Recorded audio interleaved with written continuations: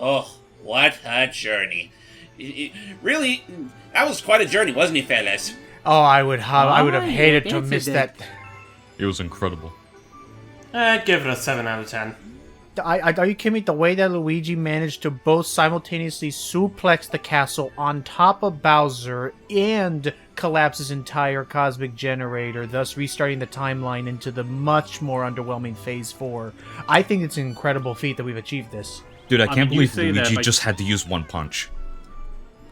I mean, All honestly, it took was that one punch. I don't worry.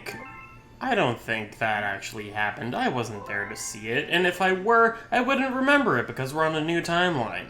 You can't remember it because you bit into an electrical cable and everything kind of went over from there. Go ahead, Hype, though, as you were about to say. I was just gonna say that my favorite part was when Sealy came up and said it's Sealy time and Sealy all over the screen. God dang it, the sealing. What? It's when she's sealing time. Ceiling. You know, that wasn't actually what I had in mind for introducing Sealy to hopefully our final part of Super Luigi Galaxy, but you know what? I'll take it. And you know what? Just in time, because we're going to have ourselves a story time.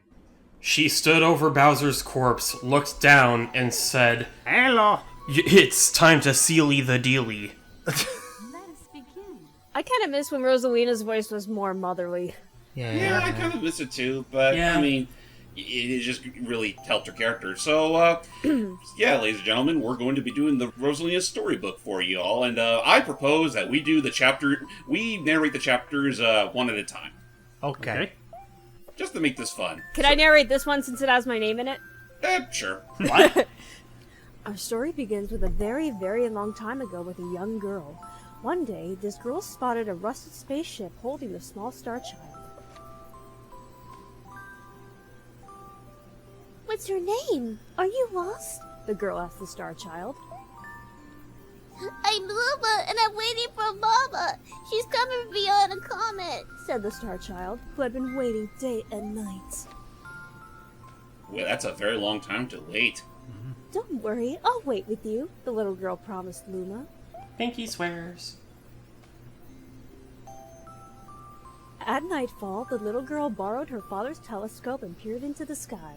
She looked and looked, but she saw nothing. Hours turned into days and then years, but still the sky revealed nothing. Dang, haven't so many years of looking and watching. Finally, the little girl sighed and said to Luma, "If we stay here looking much longer, I'll be an old lady soon." But then she had an idea. Why don't we go out there and find your mother ourselves? gotta print a whole lot of missing posters. The girl and Luma fixed up the rusty spaceship, and then the two set sail into the starry sky. And this is how the search for the Celestial Mother began. Turn the page, and now we have chapter 2. So who narrates this chapter? Sealy, who do you want to narrate this chapter? Pass it along. Steve. Okay. Alright, you're up, Hype. What was this called? Starbits? Yes. Yeah. Yep. Okay. Days passed with no sight of the comet, or even a single planet. Instead, asteroids extended for as far as the eye could see. If I'd have known it was gonna take this long, I would have packed more jam. Said the little girl above the rubble of her belly. Fair. Before they left, she had packed all the essentials: telescope, butterfly net, stuffed bunny, bread, milk, jam, and apricot-flavored tea. You know, the essentials for living an everyday life. But It's pronounced apricot. I forgot to bring water, even though I have tea with me. at this point, Luma burst into gales of laughter, and the girl began to pout. You know what? Yeah, he brings up a good point. Ted, don't you need water to make tea? Yes. You do. As long as I have starbaits, I'll be fine, said Luma. God. Want some? The little girl couldn't stay mad after hearing this. Munch. Luma continued to laugh, and the girl couldn't help but join in. Alright, maybe just a little bit. You're just making me think of freaking Brittany was narrating this whole thing.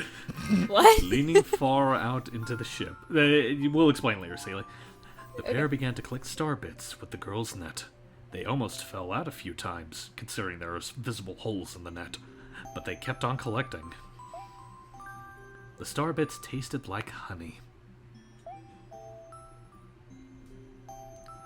And thus we move on to Chapter 3. Okay, I elect Mr. Logan to voice. Alright. Chapter 3, The Comet. The Comet! That comment. A beam of light pierced through the ship's window. Thinking it was the morning sun, the girl peered through the window, only to find a turquoise blue comet shimmering at her. Turquoise. The little girl shook the sleeping Luma awake and shouted excitedly, We have to get to that comet! Oh my god. God. The pair descended on the comet like the morning fog and found that it was made of ice. They looked high and low, but Luma's mother was nowhere to be found. Dumb thought occurred to me, but keep going. Exhausted, the little girl sat down with a flop, utterly unable to take another step. Look! Holy Toledo. Turn the page. Peering down at the icy ground where Luma was pointing, the girls suddenly noticed clusters of star bits encased in the ice. Pretty good, huh? Hiding star bits is my specialty. Said Luma, beaming. He took over the voice of the girl in between chapters. There's ice here, but it's so warm, I'll bet there's water here too. The two decided to stay on the comet for a while. Riding the turquoise comet, the pair continued their search for Luma's mother. I like how you say it like turquoise. And Celie's thinking to herself, I'm immediately regretting this. It was fun, though. Doug, you go next. Okay.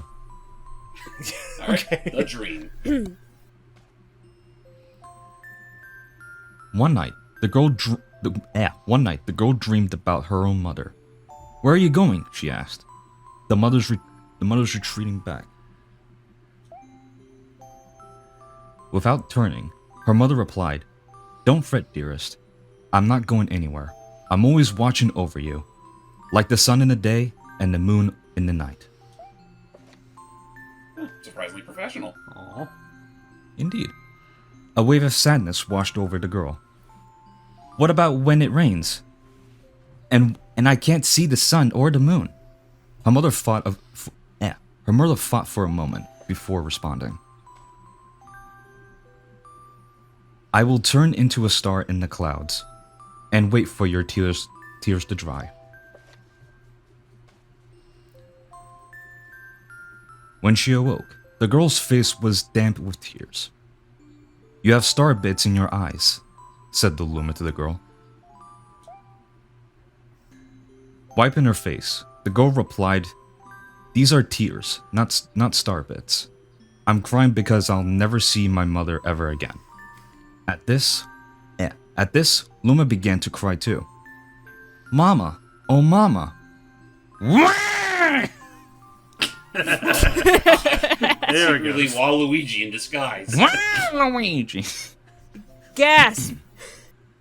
The pair traveled through the starry skies, and though they fuck am I speaking today? And though they encountered many other comets, not one of them held Luma's mother. Luma was despondent. Now, Luma, the rain clouds won't go away if you keep crying, the girl said, giving Luma a squeeze. I'll give you a present if you stop. What kind of present? The girl closed her eyes and said gently, I'll take care of you. With these words, she felt a small spark in her heart. Turn the page and on to the next chapter. So, who's next, Doug? You read it, Icky Man. Chapter 5, Home, not the DreamWorks movie. I haven't seen it. Me neither. The kitchen will go here, and the library will go over there, the girl said busily to herself. We'll put the gate here. Ever since the girl took Luma under her care, she's been bustling about at a feverish pace. It's a lot of work, but it's worth it to make a happy home. You ever have to wonder how they keep getting all these nifty materials to make these things? Yeah. It turned out the star bits weren't the only things buried in the ice. There were tools and furniture unlike any they had ever seen, and the girl used them to build a home. But who put the tools and furniture Yeah, there? that's exact. They actually explained it. Looking at the completed house, Luma remarked, "Don't you think it's awfully big for just the two of us?" With a library, bedroom, kitchen, fountain, and gate, it was certainly spacious, but still, something seemed to be missing. "If only my father, brother, and mother were here," the girl said wistfully. Indeed, the house was too large for its two small residents. That night, clutching her favorite stuffed bunny close to her heart, the girl fell asleep in the starship. And thus we reach Chapter 6, Friends. Let's see, James went, Doug went, Seeley went, Steve went. I don't think I even narrated this whole thing. Yeah, yet. I don't think James went at all. You haven't. Yeah, I guess it'd be his turn next. Or you do it. Yeah, I'm the only one in this thing that hasn't. So yeah, I'll do the next chapter. Go for Alrighty. Friends. Ooh. Friends. Read on, Buster. All right. Then one day, while the girl sat sipping tea, a tiny apricot-colored planet appeared on the horizon. From the planet, another Luma of the same color emerged. "Do you two know each other?" the girl asked the two Lumas gleefully. Despite the girl's excitement, they seemed uneasy. The two Lumas neither drew closer nor backed away from each other. Instead, they just stared. Then one Luma broke the silence. My mama! Mama Peach. At once, the apricot Luma parroted Wrong back. mama. My mama! My mama! My mama! My mama! The two Lumas got into a massive fist fight. My mama! Two Lumas began to dance around the girl frantically, throwing their stubby little nubs as if the world don't care, and neither showed any signs of stopping. The girl was so charmed by this adorable scene that she couldn't help but laugh, and that's when something very strange happened. Oh god, they're everywhere! Suddenly, more Lumas began to pop out from the apricot planet. They were different colors, but they all shouted the same thing. My mama! My mama! Everybody join in. My mama. Oh god. The sight of all the shouting Lumas only made the girl laugh harder. What am I going to do with all these children? The Lumas just stared blankly as she doubled over laughing. I guess we'll have to name each and every one of you. You'll be Lewis, and you'll be Lewis. Louis the Luma. You'll be Louis, Louis. You'll be Louis, Lews. And then and she pointed the green one, you'll be Luigi. Tomorrow, once she had finished naming them all, she would begin moving all the Lumas into the new house. And then the red one, you'll be Lario. No, Larry O. Larry, oh, I'm thinking of that Luigi Mario knockoff thing. Now it's time for... Actually, I'll let Celia do this next one. The telescope. The telescope. After seeing their 100th comet, a girl... Girl? She's right there. A sudden thought popped into the girl's head. I wonder if my home planet still is as blue as it was. That's when she remembered her father's telescope. Good thing she brought it with her. Peeking into the telescope, a tiny blue dot floated into sight. It was smaller than a starvid. How strange. It's so far away, but it feels so close. She twisted the knob of the telescope, and the blue dot grew until she could make out a grassy hill dotted with flowers. It seemed very familiar to her. Devil damn, that thing's got like some range. Yeah? Zooming even closer, a terrace on the hill came into view. I used to go stargazing there when I lived on my home planets. She remembered rubbing the sleep out of her eyes as she followed her father up that hill to look at the stars. She remembered how she and her brother would sled down that hill. Aw. She remembered having picnics with her mother on that hill on bright and windy days. And... Now for the feels. I want to go home! I want to go home right now! The girl burst into tears, and the Lumas didn't know what to do. I want to go home! I want to go back to my house by the hill! I want to see my mother! The girl was shouting now, her face wet with tears. I'm tearing up by doing this. Aw, it's already happening. But I know she's not there! I knew all along she wasn't out there in the sky! Because...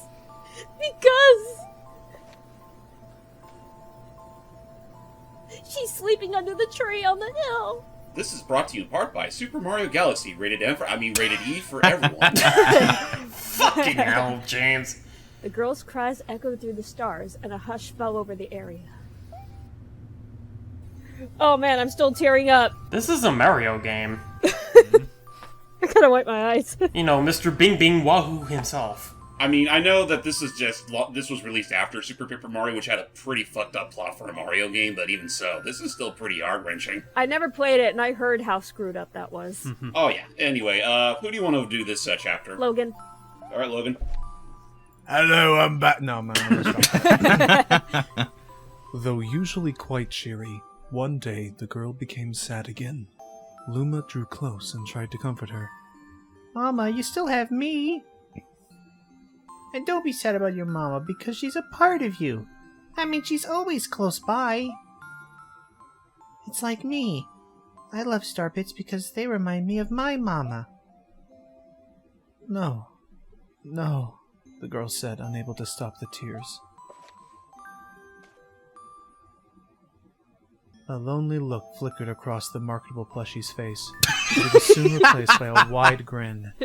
I have an idea! I want a Luma plushie now. I want that exact plushie. Aw.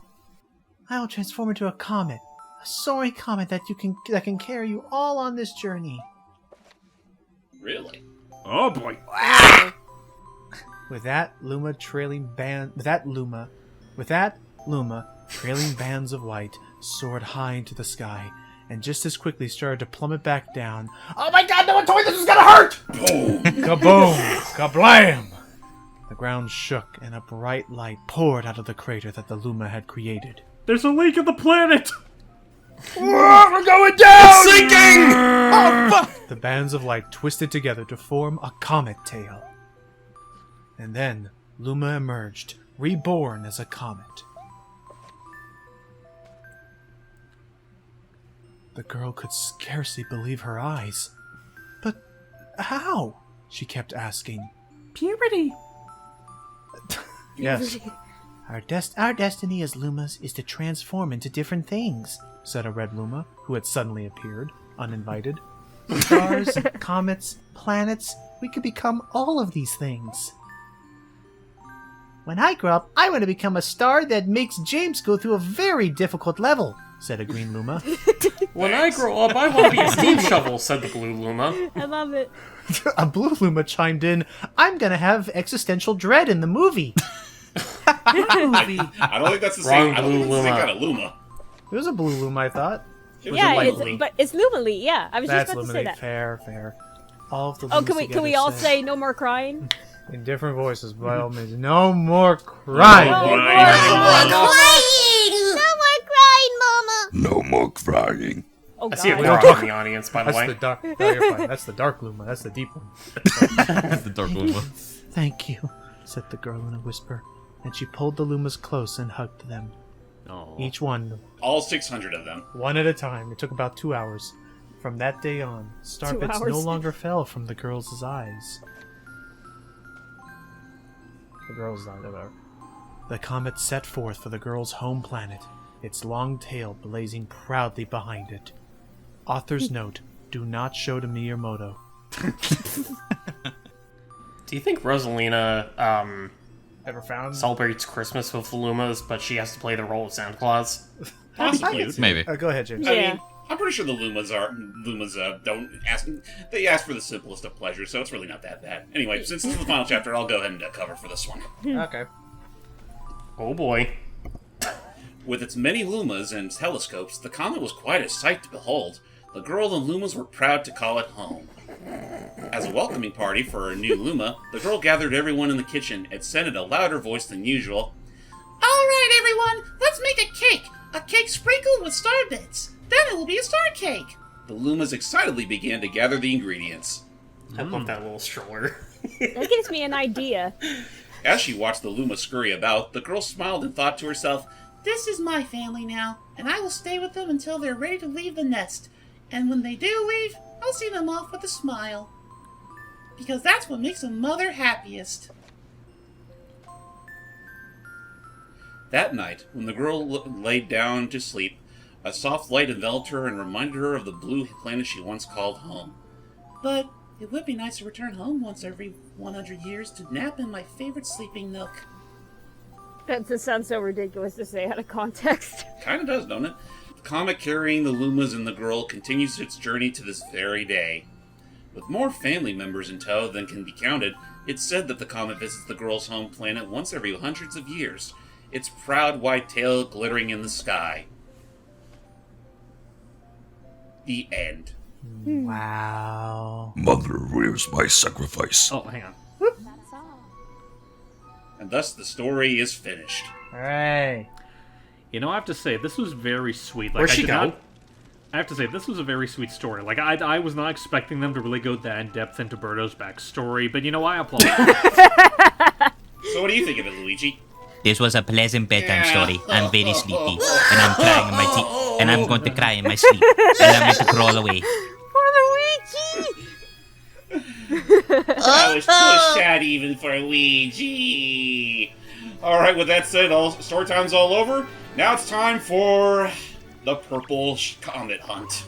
And there's the first one, right in the terrace. Yay! Yep, right there, straight for us to find. Right, Good again. right where it all began, too. Good Day Galaxy! So, while we are approaching that, James, what doth define a purple comet? So, the purple coin comets are pretty much this game's post-game stars, in that, much like the gateway we dealt with earlier, where we got to experience the temporary joy of flight, we will be collecting purple coins. 100 of them, to be exact. Oh, so this is how they work them into the game. Yep, this is pretty much their game's method of bringing back the ever infamous 100 coin stars from past Mario games. Though this time they're just relegated to their own level, which is honestly for the best. Yeah, they are far more condensed and like thoughtfully placed around. Now, And because I guess also I should ask. Go ahead, Hype. I was also about to say, also, this doesn't apply to all of them, but for some of them, like, considering where they're placed, some of these missions will also be timed. Yep. And Okay. some missions have more than 100 coins because, on the rare occasion, you won't be able to get every single coin. Yep, it's all in a straight line. Yep. So right away, don't take the bait and skip this planet. We want to go for goodies. I'll admit I did make that mistake my first time. I want the good shit. Hey, what's up, Celia? I'm just saying, I love the sounds the purple coins make. It's a satisfying jingle. I like the tone of purple they are. Yeah. Actually, what am I doing? I don't need star bits anymore. For some reason, it has like this satisfying like weight to it. Like this is like a rare like metal, like ding ding, like into the. Yeah, I think that's what. I think you're right, Logan. I think that's what that is. It's like a coin, but purple.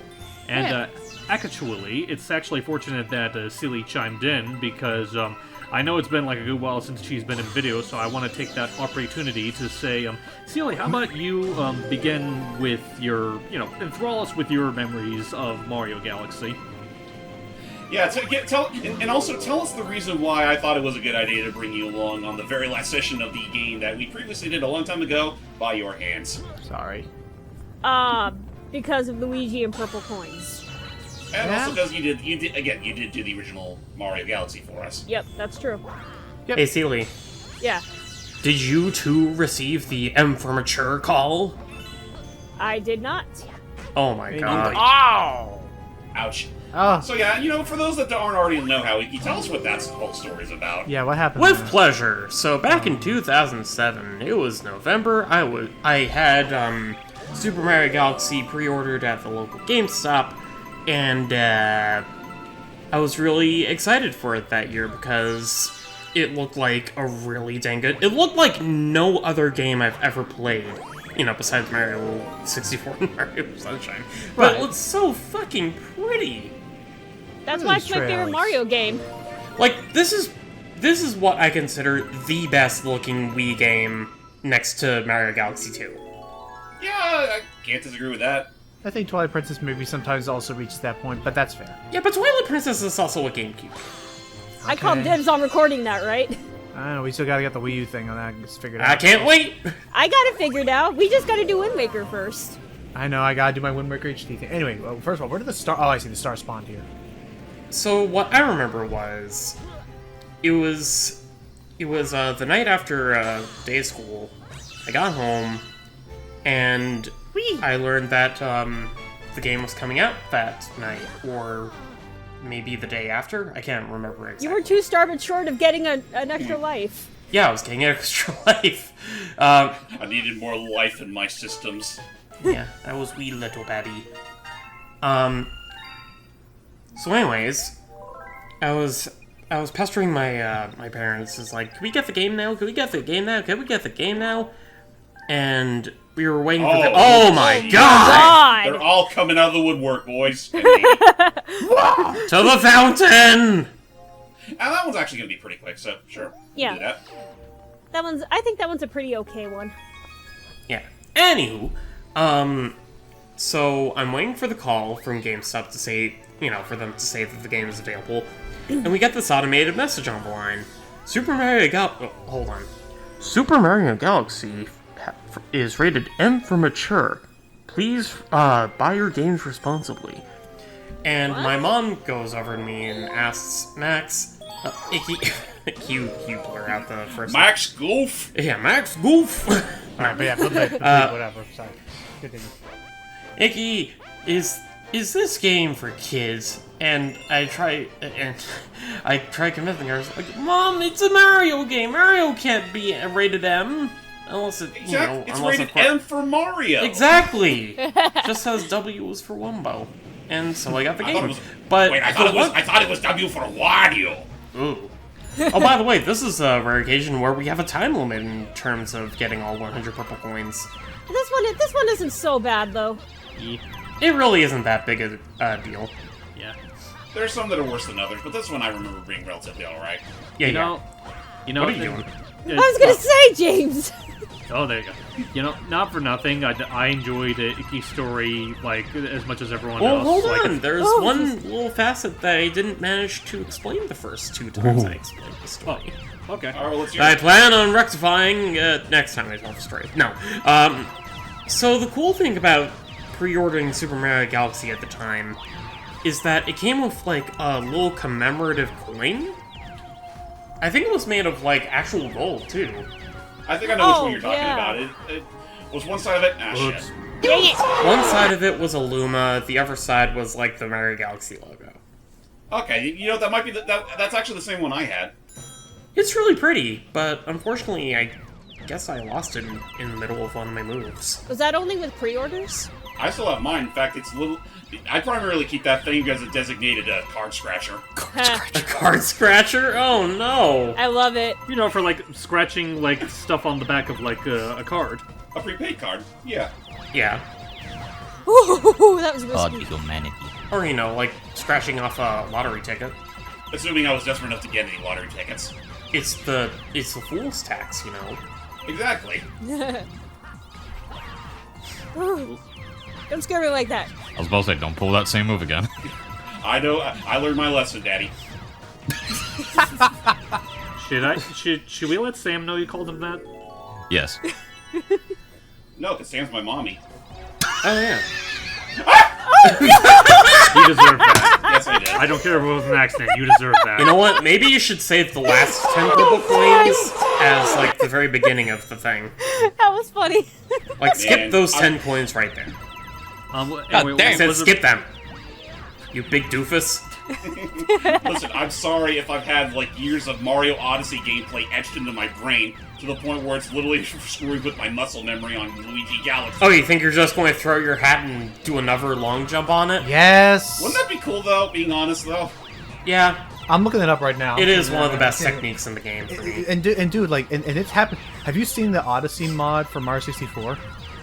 Yes. I think I have. In fact, I know Mario 64 Plus has a similar mod where you can do Cappy related stuff. Right, and like, oh my God, like again, like I'm gonna be very critical of. Okay, we're almost done. I'm gonna be very critical. I'm gonna be very critical of Mario games after Odyssey, just because Odyssey has spoiled me so much on its moveset. It spoiled me rotten. What, you mean like 3D Mario games? And don't fuck up this time, James. Oh no! We just said. Fucking butter under your feet. Oh my god. Can't be tall. It's straight down. Just Look, go. just go, gun it! Icky is like, they are on your heels, James. Today, Junior. Are you too good for your home? Yes. That's not one down. Whew. Go ahead, Hype. I was just gonna ask Eki if there was any more to his story because I kind of wanted to get back to having Seely talk about her memories of the game before I got hijacked. No, that's it. Aw, that's the end of the story. Well, how about this? Just because oh, we're only down to one now. Oh no. How about this? Just because we did hear some of her thoughts in the first time. And Celia, what are your thoughts on Mario 3D All-Stars? I haven't finished it yet. I still have to finish Galaxy. I just haven't had the time to do it. I mean, but what are your thoughts on it like how do you think the ports of these games hold up now on the Switch? I think they held up surprisingly well. Mm-hmm. Here's a letter from Princess Peach. Oh, already? I already got her 20 lives earlier. Oh, you're Oh, don't be upset. Hang in there. Luigi, you reset the universe. Peach is still kidnapped. Included 5 run-ups. Oh, never mind. It's just the mod is 5. Yeah, why wouldn't you want them now? Well, you can't save them. Yeah. I've heard a lot of people say that, like, since Peach gives Luigi, or since it was addressed to Mario, but Peach gave Luigi 20 one-ups, that proves. Some people tried to claim that proves she secretly likes Luigi more. Nah, I just consider that a happy odd case of circumstance. Yeah. Honeyhive. I see it as she takes pity on him. He's like, you're probably gonna need these. But yeah, I mean, considering this is considered the hard mode of the game, I mean, I can believe it. I mean, considering how clumsy Luigi can be made out to be. God, this one's a slog. Nah, at least it's only this one area. Go ahead. Anyway, so I guess you're right in the sense of that Seely did give us her thoughts of it in the original playthrough, but I want to re-ask, just for the sake of making sure she gets time to talk, and we will try our best to make sure she gets plenty to talk in spite of how chaotic things can get. Would you say your thoughts on Galaxy have changed, since you did that initial playthrough for us? Not really. It's still my favorite Mario game of all time, even with Odyssey. Odyssey and Bowser's Fury. And I forgot. I still have not played Bowser's Fury yet. You really should, because it's 3D World Controls aside, it's probably the best evolution for 3D Mario so far. It's like combining 3D with 2D. I mean, I always thought that 3D with open world with structured levels. Yeah, I mean, I adore Odyssey's control just as much as James does, but honestly, in a vacuum, I still think that 3D World Control is perfectly fine for a 3D Mario. Oh yeah, no, I'm not saying it's it controls badly or anything. It's just one of those things of if I'm gonna compare a Granny Smith apple to just an ordinary apple, I guess. I feel like there's a better analogy I could be making here. I can't A Honeycrisp apple to an Icky. Sure, we'll go with that. I can't remember if I already said this, but I do like how, even though Luigi is harder to control than Mario, I love how he did have Luigi controlled differently. Mm-hmm. Which, which is good. It helps add a little bit of extra flair to the Galaxy experience. Yeah. Would you be interested, Celia, in seeing Galaxy 2 get ported to the Switch? I wouldn't mind it, honestly. I still think it's kind of a crock of shame that it didn't happen, from the get-go. A lot of people I know really dislike Galaxy 2 and want to pretend it doesn't exist, but it wasn't bad. I don't get that at all. I always figured it was I just see both Galaxy 1 and 2 as two sides of the same coin. Both of them complement each other, flawlessly, almost. And I could have sworn Galaxy 2 at the very least was a refinement on Galaxy 1's, It was design, exactly. It was pretty much a Mario Galaxy for more veteran Mario players. Yeah. Right. They're two It's Mario Galaxy if you want some hair on your balls. I'd say just hair on your chest would be typically. I beat Mario Galaxy 2, but I've never 100%. Right, no, Grandmaster Galaxy is its own. Perfect Run fucking sucks. Well, Perfect Run. Yeah, I love how I'm probably the only person in the group that actually has beaten the Perfect Run twice as both Mario and Luigi. Damn. Oh, brag about it, won't you? No, he I got can. close to beating it, but then I just ran out of lives, and I got to such a point where I had so little of them to spare that I just kept getting game overs, and I just got fed up with it. I don't blame you. No, I mean, he can brag about it. We got the Doug rank. He can do it. I was about to say, like, it was a ball buster, don't get me wrong, but it was just one of those instances where it's like, depending on the game, I can be kind of stubborn in that regard. Yeah. No, James, you have It's a little to too go steep, down I think, that for this thing. one. Damn it. Let's see where I was going Damn with this. cheap tricks aren't gonna save me this time. No, sir. Mario 64. Have you ever spun prematurely before hitting the vine and then you fell into the void? Yeah. I don't know if I've had it happen to me that badly, but yes, I've had that happen a few too many times for my liking. It's happened to me too.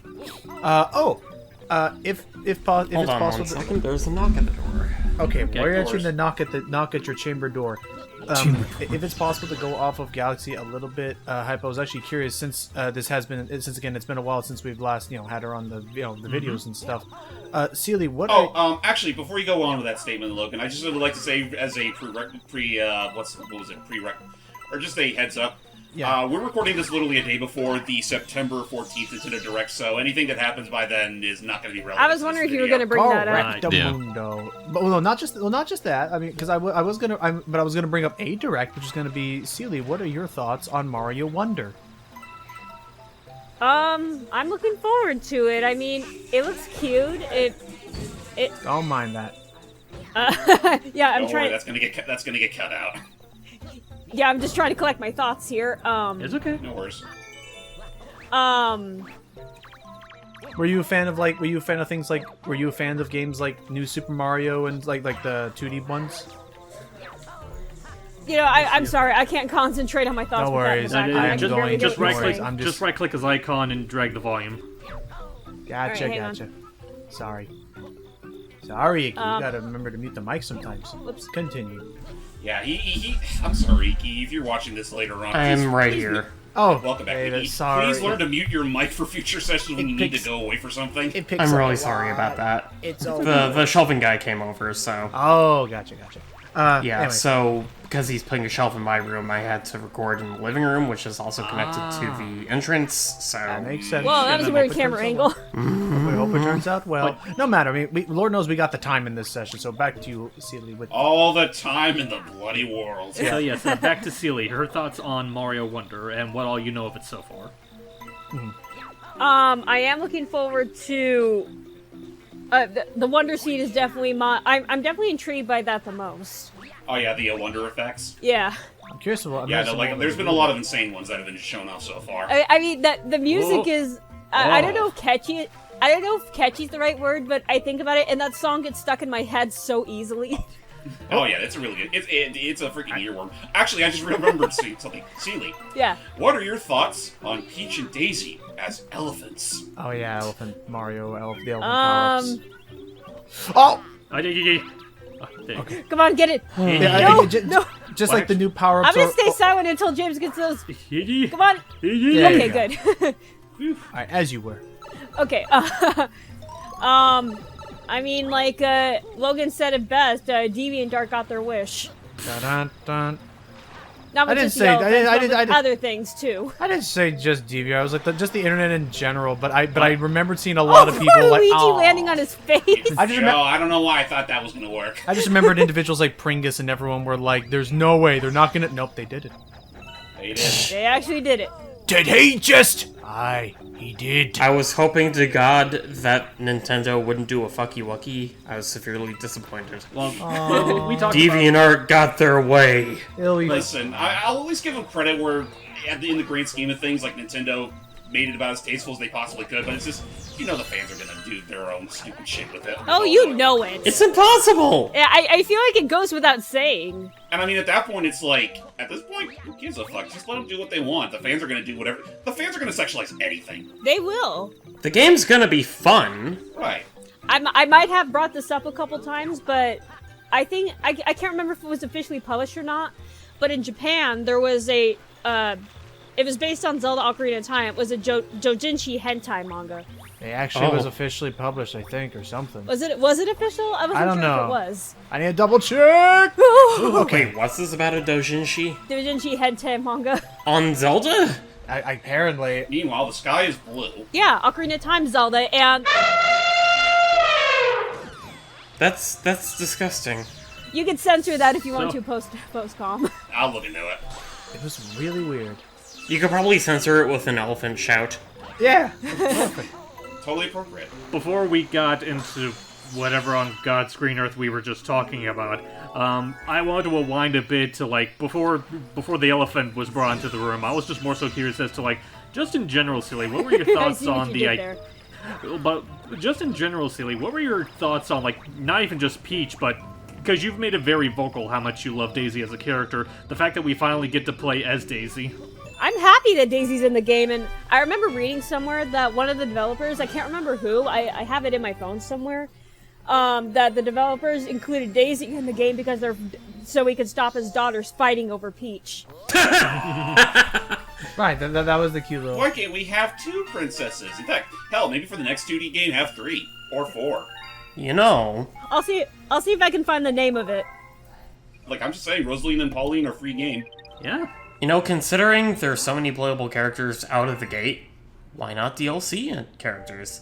Free updates. I wouldn't be surprised if they did that at some point. Maybe actually shut up all the fans that really want Wario and Waluigi in it so badly. Yeah. I say we wrap up the fountain before we move on. You know what? The Fount of Mount. I Yeah, imagine, I'm trying to find the name of that developer. No worries. But you know what? You say that, James. I have a joke in mind that's kind of like a monkey's paw, where it's like, there is Wario, he gets put in there, but instead of Waluigi, they just bring in, just despite the Waluigi fanners, they bring in one of the WarioWare characters to go with them. No, even funnier, they just bring back Spike. Spike. Real talk, hear me out. What? Wait, It's hold one on. of the dumbest decisions. Hold on. When you say Spike, I mean the little lizard creature. oh, I thought you meant Foreman Spike. The generic enemy they brought for Mario Party 10. I want Spike the construction. Oh, guys, I worker. found it. Oh, you did? Ooh. Shiro Mori. Oh, also this one I don't like the most, Icky, just because it's an I don't like this one either. There. Yeah, this one kind of sucks. this one kind of stinks. I'd argue the one in Dreadnought is far worse. Well, consider this a preview of things to come. Oh yeah, so excuse me. You're excused. According to IGN, in a recent interview, Super Mario Bros. Wonder's director Shiro Mori shared that I have 2 daughters myself, and when they played previous Mario titles, they would always fight over who gets to play Peach. Including Daisy will help resolve fights within my own household. Great. That's cute. Well, I'm curious of the update and see if that actually worked in his favor or not. Now I want to be Daisy. I want to be Daisy. No, I want to be Daisy. You be Peach. It's like, begins. why do I gotta be the shoe? Why can't You be wanted the to be snatchy- Peach, so you be Daisy. It's like, Maybe I I'm the snatch car, him. you get to be the shoe. The shoe is lame. Don't make me turn this Toadette around. Easy now. You know what? I'll play Peach or Daisy. You guys can play as Toad and Toadette. Okay. But, where were we? Okay, but where were we going here? We were about to mention something. Well, one thing I was just Well, about to the mention. roster is wild. What? Never mind. You got it. What I was about to mention is that, like, because you mentioned in one of the galaxies, I want to make sure that this is the right one I'm thinking of. This is one of those galaxies where it's like, it is possible to miss one. However, there is a contingency in this level that is very easy to miss if you're not observant enough. Oh yeah. And what would that be? You're close, Hype. You're thinking of Dreadnought. Yeah. Okay. I knew it was one of those two. I mean, I wouldn't be. I'd have to check to see if this one actually has it or not. But from the looks of it, nah. Check underneath Oh the no, platform. it wasn't this one. If you talk to the robot, you did collect all the stars. You die. Dang, he kills you on the Very spot. nice. Very nice. Very nice! That's like a Mario Sunshine kind of move. It kind of is. You know, rip off the mustache. You look like a very pretty lady to me. Am I a pretty girl? Well, you're beautiful. That's why nobody likes the Guillermos. Why? Because they all speak like Jerry Lewis. They kill you if you don't get 100 purple coins. Oh, Seely, you missed out on a fucking gaster we had like last session regarding that whole. What stupid happened? thing with Guillermo's. Oh, another thing that I want to ask Celia about, since, we're using the free space to talk about things that happened while she was, absent from the channel. What are your thoughts on the as of yet unnamed Princess Peach game that we're going to be getting soon? I'm looking forward to it. We haven't had a Princess Peach game in ages. It looks cute. I want to see more of it, though. You know what I hope it is? I hope the entire game is, like, presented in a puppeteer, like, stage show style. I kind of, I'm pretty sure they're not going to do this, but I wish they would have, like, different outfits for Peach you can unlock. Like her classic dress, for example. They might for all we know. I mean...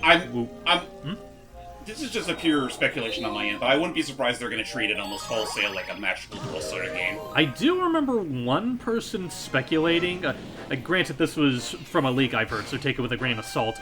I've heard some people say that it actually takes cues from the first Paper Mario.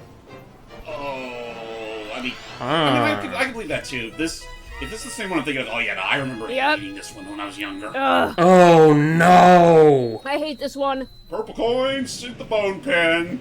So the thing is, there's more than 100 purple coins in this mission. The issue, you only have 1 minute. Yes. 1 stinking minute. So get collecting. And also, one thing to keep in mind when it comes to these kind of like 100 purple coin missions that have a timer, the timer doesn't pause when the star summons. You still have to collect it before the time runs out. Yep. Mm-hmm. It's all or nothing. And unfortunately, there's too much meat. You're doing good so far. Jeez. You know, the Belmonts really have been, Oh, God! Like, that can happen. That's annoying. This is gonna screw me over. Let me see. Other conversations of note. Seriously, the Belmonts have been skipping out on their meat. I have to check the trailer for the new season of Castlevania still. Oh right, the Rondo of Blood show that's coming out. The Die Monster season. I'm getting nervous just watching this. Oh! Yeah, no, Wait, no, you're going back. Wait, I think you're being gravitated towards the planet. Well, no, he still doesn't have enough time. See? Dang it! Too short. Man, How could this happen to me? I made my mistakes. Got nowhere to run. I'm literally stepping on air. Well, actually, not even air. I'm stepping in the voids of space. Help! So, I guess another thing that I could talk about as far as like, oh boy, like getting Sealy Cop to speed with like Nintendo's stuff. What do you think of the fact that we're getting a Dark Moon port on Switch? I'm looking forward to it. I mean, I'm getting kind of sick of 3DS stuff, to be quite honest with you. Well, I mean, the Dark Moon is a 3DS. You're getting pulled towards down that planetoid. In fact, I was thinking earlier this morning, I wonder if I should sell all my 3DS games. No. Because I don't even play my 3DS anymore. Don't sell them yet. That's just gonna be a national treasure at some point, Sealy. I'd say hold on to it for a little longer. Yeah, especially with the eShop dead. Oh, I mean, have you seen the prices that fucking Fire Emblem Awakening Collector's Edition is going for? Did I tell you guys, I sold some games at Sack Anime? How much? I sold some kind of third-party games and some strategy guides. Aww. Right on the meat. He is the meat. I had like 5 games and 2 strategy guides. I got $40. Quick question. Are those strategy guides the Prima ones? Yes. One of them was the my Phantom God, Hourglass one that was yes. notorious for making a ton of mistakes. I mean, welcome to Prima Guides 101. Yeah, I'm not sure if anybody remembers, but there was a Phantom Hourglass strategy guide that had a lot of typos and mislabels, and it was pretty bad. I'm surprised they got... They called Link a girl for some reason. So you're telling me that Peach and Daisy aren't cousins? I mean, that pink-haired Sonic the Hedgehog is not Princess Zelda. I saw that there's an actual theory that Daisy is Peach's daughter. What? Peach and Mario's daughter. Huh? And I'm just like, what? I thought that was more so applied to Rosalina. Not just Rosalina, but Daisy too. Why Daisy? I don't know. Why not Daisy? Because of the brown hair? I don't know. Okay, Why not be Daisy? nimble and quick. Listen, I'll totally believe the theory going around that Mona is Luigi and Daisy's daughter, but I don't know. I didn't even consider the fact that I every time I do this, I keep forgetting the fact that the timer still counts when you're trying to approach the stars. You could get it finally. I'm just saying, I keep forgetting. And oh my lord. Yeah, no, that one is not one of the better ones. This kitchen reminds me of Domino's Pizza. Why? Because the freaking old-fashioned pizza oven over there? The brick oven. You know what? You know what? Fuck it. I'll go to Domino's right now. It only takes me a minute to walk over. Gimme! No. I want. Yeah. I need pizza. No. I can't even remember the last time I actually went to Domino's. Yeah. Icky hungry. Icky need pizza. Doug don't I care. want to entertain that. I want to entertain the random idea James had about like fusing Mario and WarioWare lore like that. I'm gonna hypothesize that Penny is the great grandniece of Egad. That would really be funny, but no, like, you know that whole theory I mentioned is primarily because of that one portrait you can see in Mona's room and get it together. Oh no, this is another purple coin star I her hate. Like Luigi and Daisy. Could you repeat that last bit again? Never mind. Logan, can you I think Logan. You play with getting together with me. Do you remember that portrait Mona had in her room? The which one? Oh, it's a portrait in her room. Yeah, the family portrait. I think. It was in the cutscene. It was in the starting, Yes. like the starting cutscene. Yes. What about it? I think he wants you to find it for me. Oh, Lord, good. Okay, the entire time you guys were like, y'all looked at me with such wide, bunny-eared like expressions of like, yeah, you're gonna tell us the story. Get to work, man. He's saying, "Fetch it." Go. Okay. Go. Way you go, girl. Don't make us get the cattle prod, Logan. So family picture from what again? I kind of zoned out for a second. Get it together. Get it together. Literally. Get it together. Exactly. Get it together, old man. WarioWare, get it together. Listen, that was a fairly recent video we did too. Wario stuff. That reminds me. Sealy, thoughts on WarioWare Move It? I don't really have any thoughts on it right now. Hopefully when it comes out. Okay. Actually, you know what? That'll lead Actually, into a we big could actually one. bring that to a different topic. Sealy, what are your thoughts on Charles Martinet officially becoming the Mario ambassador? I'm excited for him. I can't wait to see what that entails. Honestly, because at the time of recording, we finally got that video message he and Miyamoto did talking about it. And just going off the video, it turns out his role as the Mario ambassador, aside from not being able to voice Mario, isn't really all that different from what he already does. Yeah, it's essentially just Nintendo giving him special permission to keep doing what he does, while still... It's pretty much them just giving them the okay to keep doing it. Yeah. Oh god. I assume you're about to have a lot of noise to edit out, James. Yeah. I mean, you can kind of tell that, Martinet's voice is kind of getting, I don't want to say getting old or getting up there in years, but that's essentially what it is. I would say it really depends on the character. I think his Wario sounds fine. His Luigi, I think, is definitely starting to show its wear and tear. I mean, honestly, I can't even give him that much credit. I think his Mario is still fine, but, obviously Luigi, he definitely makes a little more like this. And then there's Wario, which, I mean, he can still do relatively fine, but you can't tell me that doesn't strain his throat something fierce now. Yeah, I agree with that. Especially in Get It Together, you can sort of hear the pain in that man's voice. Yeah. Kind of makes you wonder. Well, you can tell he still has fun doing it. I mean, it's purely speculation on our part, so, I mean, for all we know, maybe it's not that big. He's been doing it for years, so he probably figured out a way, but even so, it's that's what I hear it as. I think the dude's just long earned his retirement by now. Yeah. Yeah. Oh, I mean, it's been, 30 years now? Yeah. Over 30 years? I would say retirement from voicing Mario at the very least, because I'm pretty sure he's still going to be doing voice work for other things. Oh yeah, no, he has gone on the record saying this isn't going to be him retiring from voice acting. It's just more so he's taking a break from voicing Mario stuff. That was said, apparently people loved him in the Dragon Ball movie that came out. Yep. And then there was the one where he what else? cosplay as during the premiere. By all means, yeah, let him do it. That seemed fun. Let him have fun. Yeah. And then I mean, Lily dressed as the world's best dressed pimp.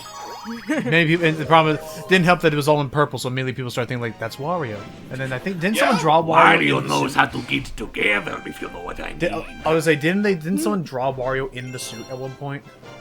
I think so. I wouldn't be surprised in the slightest if they did. Okay, this one I think is going to be a little annoying because I think we do have to go underwater for some of these, or is it only on top? I think they go on the record saying there's none in the water. Oh, thank God. Yeah. Though I'd have to check with the penguins just to be absolutely I wouldn't certain. trust those penguins. What do you say? At least the penguins give you hints. Okay. Independent study. On what? Of the coins. Okay, yeah, I know, but the We have big a bot... vine and Oh, spin. wait. Oh, I see Never one mind. down I there think I saw- on the rock. Yeah, there's some in the water. Okay, well, Dang. let's get as many as we Sounds can about up right. top first.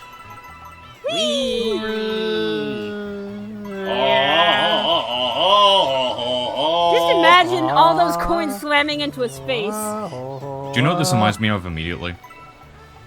What's What is that? that? What's that? When Scooby fucking swings in Night of 100 Fights. Yeah, and the Same fucking physics too. and the audience laughs. Well, yeah, 'cause okay. Nice! They wanted to maintain that authenticity of the old 60s show. I should play nice! I Absolutely. almost half expected you to turn the camera back, and now the the penguin has a bat. And Luigi's like, I'll go apologize. Like, Brings out the fucking ruler. You fucked up now, mister. I just love the idea of it happening that quickly. And it's just like, okay, I'll go apologize to the penguin now. What, not, Just turn the camera back, the ruler's not gone. just a bet, but what if he also had sunglasses on? Yes. Come who's a penguin. I just remembered something since Doug mentioned Night of 100 Frights. Doug, James, actually Logan, but James might get a kick out of it as well. Apparently, there's I don't know if it's just the one person or if it's a group of fans. I'm gonna assume one person, but apparently someone's trying to make a fan-made remaster of Night of 100 Frights. Yep. Really? And I don't know if it's an Unreal Engine. I don't know what engine it's in, but it's supposed I to be. want to say it's on Unreal. Let me double check. Well, whatever. Well, hopefully it is, because Excuse I me. hope it's on Unreal or anything else other than Unity. Yeah. Right, Yeah, because I remember hearing Unity's been that in thing about deep Unity. stuff today. The most I can talk about this, again, dating this video. We already know it's dating the video because the direct and stuff. As far as I know, the problem with Unity is twofold. Number one, okay, full disclosure. Unreal actually already has a policy that's like this. That Unreal Engine has a policy that if your game that used Unreal Engine makes a certain amount of money, and I don't think it cares about installation. But doing the Naruto run? when you're swimming on the surface, shake or okay, thank you.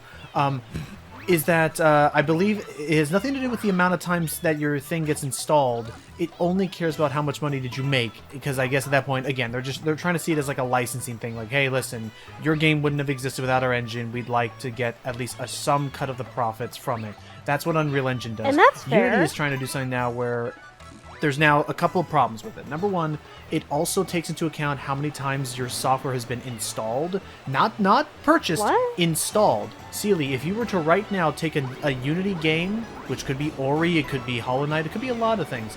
If It you could be Super Bomberman R2, now available on every console known to man. if you were to take that game, uninstall it, install it, uninstall it, install it like 5 times, you would cost that developer at least $1. Also, Simply by doing that, because I guess Unity has its own built-in installer that gets run by it, and fine. And was like, oh, that's $1, it's not too bad. Yeah, but imagine what can happen once you have people who know how to do DDoS attacks and bot spams. What that can do, and especially for pirated copies of games where they didn't even buy it to even do the installation back and forth. Unity doesn't care about that.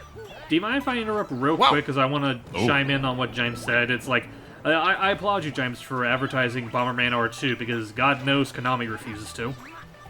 I Right. forgot. I had to see from a tweet that it came out. Yahoo! Hey, Sorry about that. meh. So then that's the first problem, silly. The second problem that comes into play is, unlike Unreal, Unity The rest wants of to them are now underwater now. probably I know there was one I missed up top. I just need to remember. maybe I is think that the top of the mountain? Let's see. Nope. Oh, There it is. I would say yeah. I would say there's, and there's like the whole top of the mountain, I think, or maybe I'm forgetting. Anyway, I don't think we have to go. I don't think they expect you to go up to the tippy top of the mountain this time around. they give you the spring, Maybe. Mario. I was about to say, maybe that's why they give you the spring. Yep. Only one way to find out. I love how flexible and springy they Okay, are. so quieted down a little bit on my end. See, look at it. It quieted down a little bit on my end. So No worries. I'm trying to hop That's back in. good. So the I overheard something about Unity. yes, Unity's in deep doo doo for this reason. They're charging. Have we already discussed that, or Not We're yet. just now discussing it. Well, We're I mean, discussing Sammy it now. brought it up elsewhere, and now we're doing it. So the other big problem, silly, is that Unity wants to apply this fee retroactively.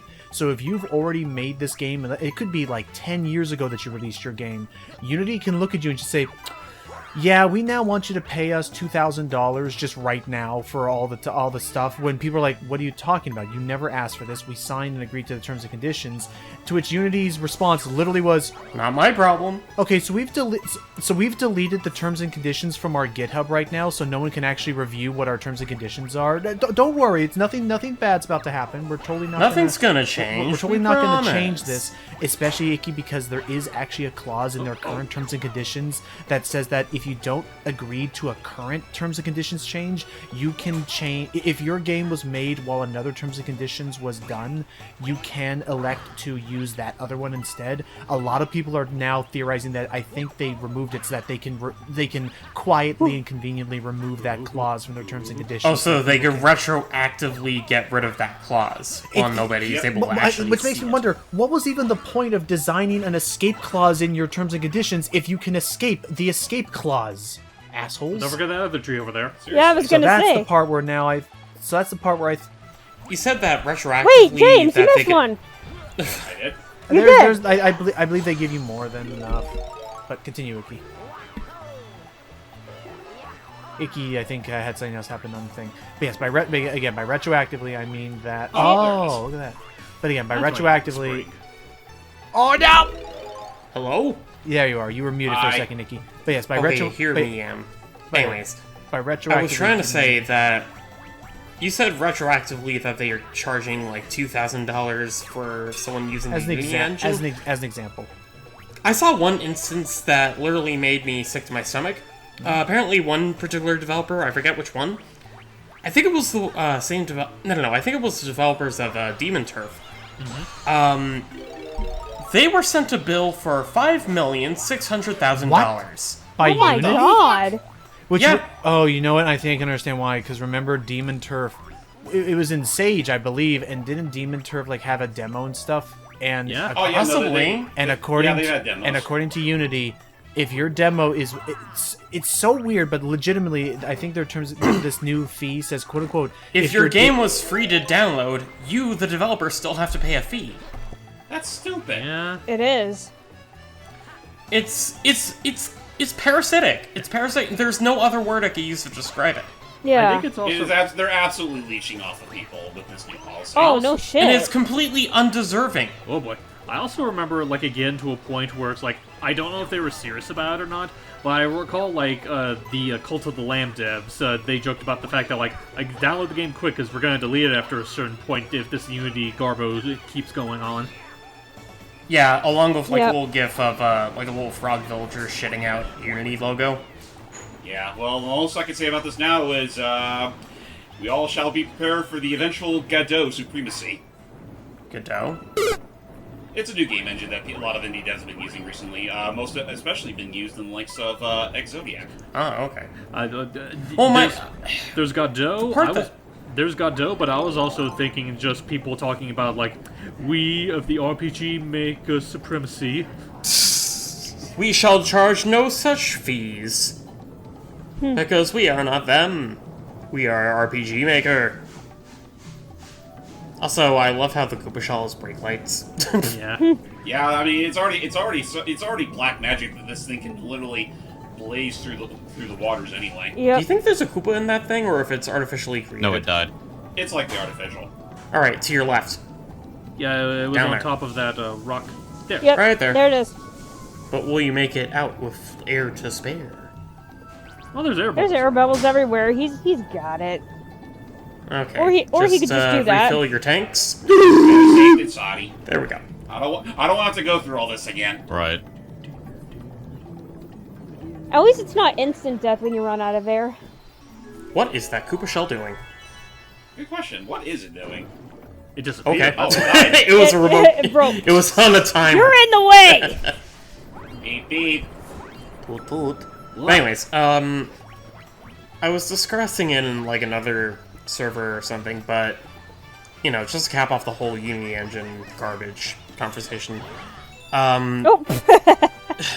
It's starting to feel like this whole mass psychosis of like these major corporations or like these big name CEOs just like making these completely outrageous changes in policy for no fucking reason other than more money, more money, more money. More. Yeah, exactly. But there's no such thing as infinite money. There's no such thing as infinite growth. There is a cap. There is a limit. Because there can only be so much physical value in this universe. Next, I believe, Take is the your bedroom. pick, James. I'm gonna go head back to the bedroom. I'm going for a nap. It's just so infuriating that these complete mongrels Whoa. keep expecting more and more and more with no end. I mean, that's just kind of how. That's just greed in a nutshell, dude. Yeah. They don't see the hard cap, and they never will. Yeah, but it's seriously hitting some disgusting shrub. Oh God! Oh, that's right. Get ready for the ultimate of beefers, everybody. Woohoo! We're doing this shit now. It's hitting some seriously fucked up strides in recent years. Yeah. It's only gonna get worse from here. I'm sorry to say. Unfortunately. You know, until people find a way to surgically remove their heads out of their rectums. Or, you know, just like take the legs out from underneath these fucking giants. So what you're saying is, we're gonna go the Futurama route of literally putting these heads in jars. No, we're going to go the Bug's Life route of the ants make the food, the ants keep the food, the grasshoppers leave the ants alone. And the ones that actually listen and leave us the heck alone, they're gonna join the circus. Yeah. It doesn't redeem them from whatever they enabled before, but still, it's a step. It's a step in the right direction. I skated too fast. You know, on the face of stuff like Unity and the ongoing writer strike, like, in a weird twisted way, I kind of like that these events have gotten people to kind of appreciate Bug's Life more. Holy schmoly, those are a lot of coins. Too bad they don't stick around. That's a fat stack of them that, honestly, again, we're playing Mario Galaxy 1, so they don't really serve much more of a purpose beyond, Health beyond extensions. Or, you know, health recovery. Right. Too bad your jumping ability is severely limited when you have the ice flower. Oh boy, platform's disappearing. But yeah, like, in complete honesty, Oof. I think Bug's Life is Did a you better hear movie Luigi's than... voice crack? I think A Bug's Life is a better movie than what I took it for when I was younger, because I was of the opinion of Ants better, Bug's Life ripoff, but, you know, I kind of have it backwards in that regard. Yeah, it's kind of the other way around, though. I mean... A Bug's Life is still a good movie. Yeah. You know, minus good what movie. he Both of them are good movies. just in different ways. Right. Right. Right. Like, definitely... Ants definitely takes a more adult turn on that, whereas A Bug's Life is pretty much your typical kid's film. What is this idiot toad doing with a pair of snorkels in the winter? Oh, because he tried to snorkel for the purple coins, I think. I looked in the water, but there were no purple coins. Oh, they're frozen to his face. Yeah. Poor thing. You must have lost a bet. Can't remove Snorkel! No, actually, it makes sense. It makes sense why I was going for the purple coins, because these two is purple. You know, sometimes I wonder if there really is a god, if it lets morons like you live. Could you repeat that? I'm sorry, could you repeat that, Doug? I'm just saying that there's a reason why I was going for the purple coins, because he is also purple. Oh, Makes sense to me. I mean, listen, say whatever you want about the Toads in Mario Galaxy. At least they're making the effort to try and find the stars along with us. Yeah. That's true. Like in Mario Sunshine, where they were literally just sitting there, acting all, you know, scared stupid. or, you know, or die trying. Yeah. It's like the Toads, like, I know I've made this argument before, but it's also just, it bears repeating. The Toads may as well have been omitted from Mario Sunshine, and nothing of value would have been lost. Should it have even been Yeah. a Mario game? Oh, sorry about that. I'm back. Hey, Logan. Come back, Logan. Welcome back, oh. Today's been a very busy week because they also recently had a big Apple showcase announcing the new Apple products. Hear me out. Oh, that's right. Honestly, it feels like this week has been getting, like, a lot of showcases, because, like, there's the Apple one, we talked about the Direct that's coming soon, and on the exact same day, a couple hours later, Sony's gonna have their own showcase. Yahoo. Yep, I don't care about Sony, but Nice. Yeah, I don't either. but no, I was gonna say But Logan, you own a PS5. yes, and I'm and on the record, unless they make some serious reconsiderations, companies are getting dumber and dumber. I swear, something's happening. Something's been put in the water. They're losing brain cells fast. They need help. I think they have weed. Yeah, brain cells to begin with. I mean, we've already discussed that, but Legitimately though, my whole problem is that thank goodness no timer.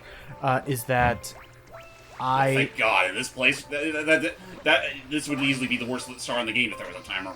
Yeah. Is that unless they have serious reconsiderations for the pricing and value of their PSN, it is not. It is at the moment utterly like not worth it to me.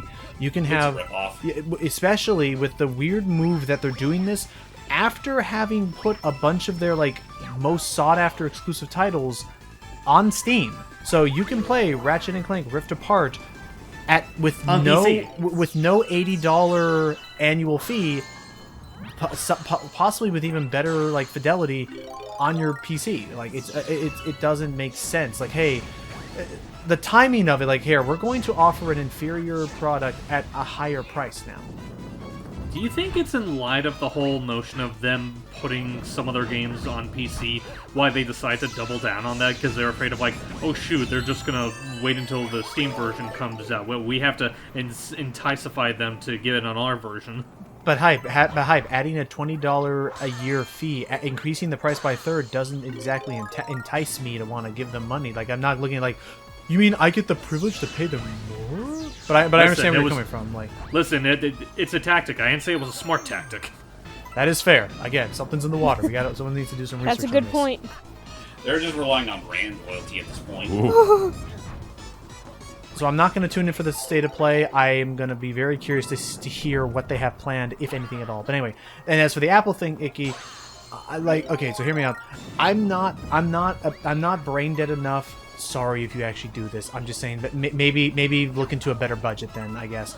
I'm not brain dead enough to upgrade my phone every single year. I know exactly how planned obsolescence works, in that they're just going to, like, sort of like, sprinkle in updates, like actually worthwhile updates once a year. So it's honestly more viable to wait at least 3 to 4 years in between updates. That way, when you upgrade, it actually feels like an upgrade, not like an NBA Y2K thing. In my personal defense, there were times where I upgraded my iPhone only because I was changing carriers. That can work. And for some people, maybe their battery finally just, like, ran out. Maybe their battery's dying and they want to upgrade without feeling like they refurbish. You know what I mean? Anyway. You know what I think they should do? Are we still talking about the PlayStation? No. I was talking about Apple because I'm looking to upgrade into the new iPhone. Not sponsored by Apple. Look at it this way: the only real saving grace from what I've heard about this new model is that they're finally getting rid of the demon that was mini USB support.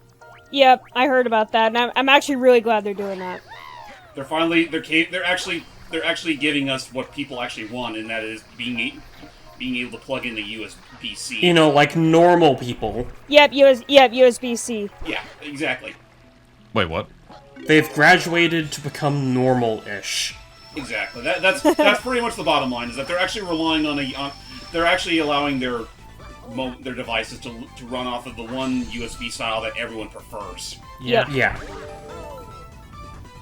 Because, mini USBs were fucking small. I did want to say one more thing on the PlayStation debacle. Like, the PlayStation 5, what are they aiming for with that console? Like, what is Sony aiming to do in total? Are they trying to make games, or are they trying to make media? Yes. Yep. Because, as far as I'm aware, PlayStation is their gaming division, right? I mean, they're pretty much committing, as far as we're concerned, this may as well be them committing the same mistake that Microsoft did when they had the Xbox One. But, like, they've basically done nothing with any of their, like, original IPs that put PlayStation on the map. Like, when was the last time you've heard of Tomb Raider, or, Cash Banuka? Well, actually, Cash Banuka isn't even... It's almost like they don't own those IPs, so they can't really do shit about it. Yeah, I was about to say, like, Tomb Raider is technically a Square IP now. No, but they collaborate with the developers, like Naughty Dog with the fucking Last of Us series. Is Sucker Punch still a studio? Yeah, they're still around. They made Ghost of Tsushima. Oh, yeah, it is. They were the people that made Ghost of Tsushima. Wait, didn't you miss some coins over there? But, like, are they just not interested in... Yeah, you missed a coin by the arrow. Oh, no. Are they just not interested in preserving, like, their older IPs anymore? Do they just want to stick to, like... The sad truth of it is, Iki, they're really not, because deep down, they never really sold out that well to begin with. Right, and also just a matter of, But like... they were at least something Nice. interesting. Well, I mean, it's also just a matter of, like, and this could be said for, like, a lot of studios, whether they be genuine or greedy. At some point, you kind of don't want to stick with the same thing for too long, and you want to do something new. That's part of what fueled the decision of, like, Naughty Dog going from Crash to Jak and Daxter, or Insomniac going from Spyro to Ratchet. Yeah, but, like, don't just ignore your past and say, oh, we're not doing it anymore because we don't want to make kid games. We don't want to make fun games. We just want to tell stories. We just want to... Well, I don't know. I'd say Insomniac's at least good about keeping that spirit of fun compared to, like, Naughty Dog. Because, like, Rift Apart and Insomniac Spider-Man, I would still say are, like, some of the most fun-looking games they've made in years. I'm ashamed to admit that I still haven't played Ratchet & Clank Rift Apart. Only because I don't have a fucking PS5. Well, I mean, do you have a PC? Do you have Steam? I have a laptop. Can it run games fine enough? I don't want to risk that, because this is also where I do my recordings and art projects. Well, I mean, look at this week. You get it on Steam. If it doesn't work out, then you can always refund it.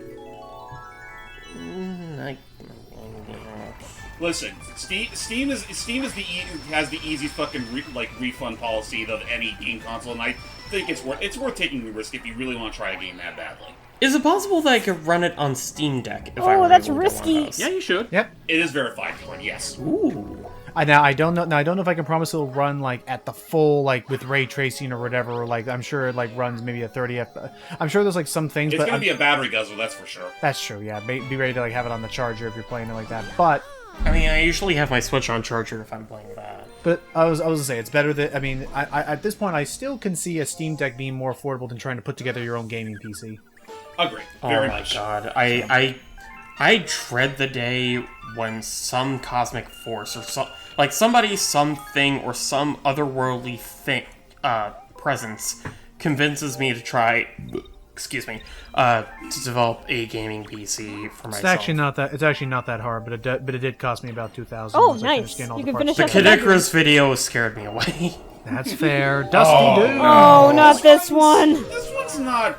I wouldn't say this one's as bad as the last one, but it is still a bit of a time sink. It's very tedious. It's bad in a different way. I promise that we got a lot of ground to cover, so...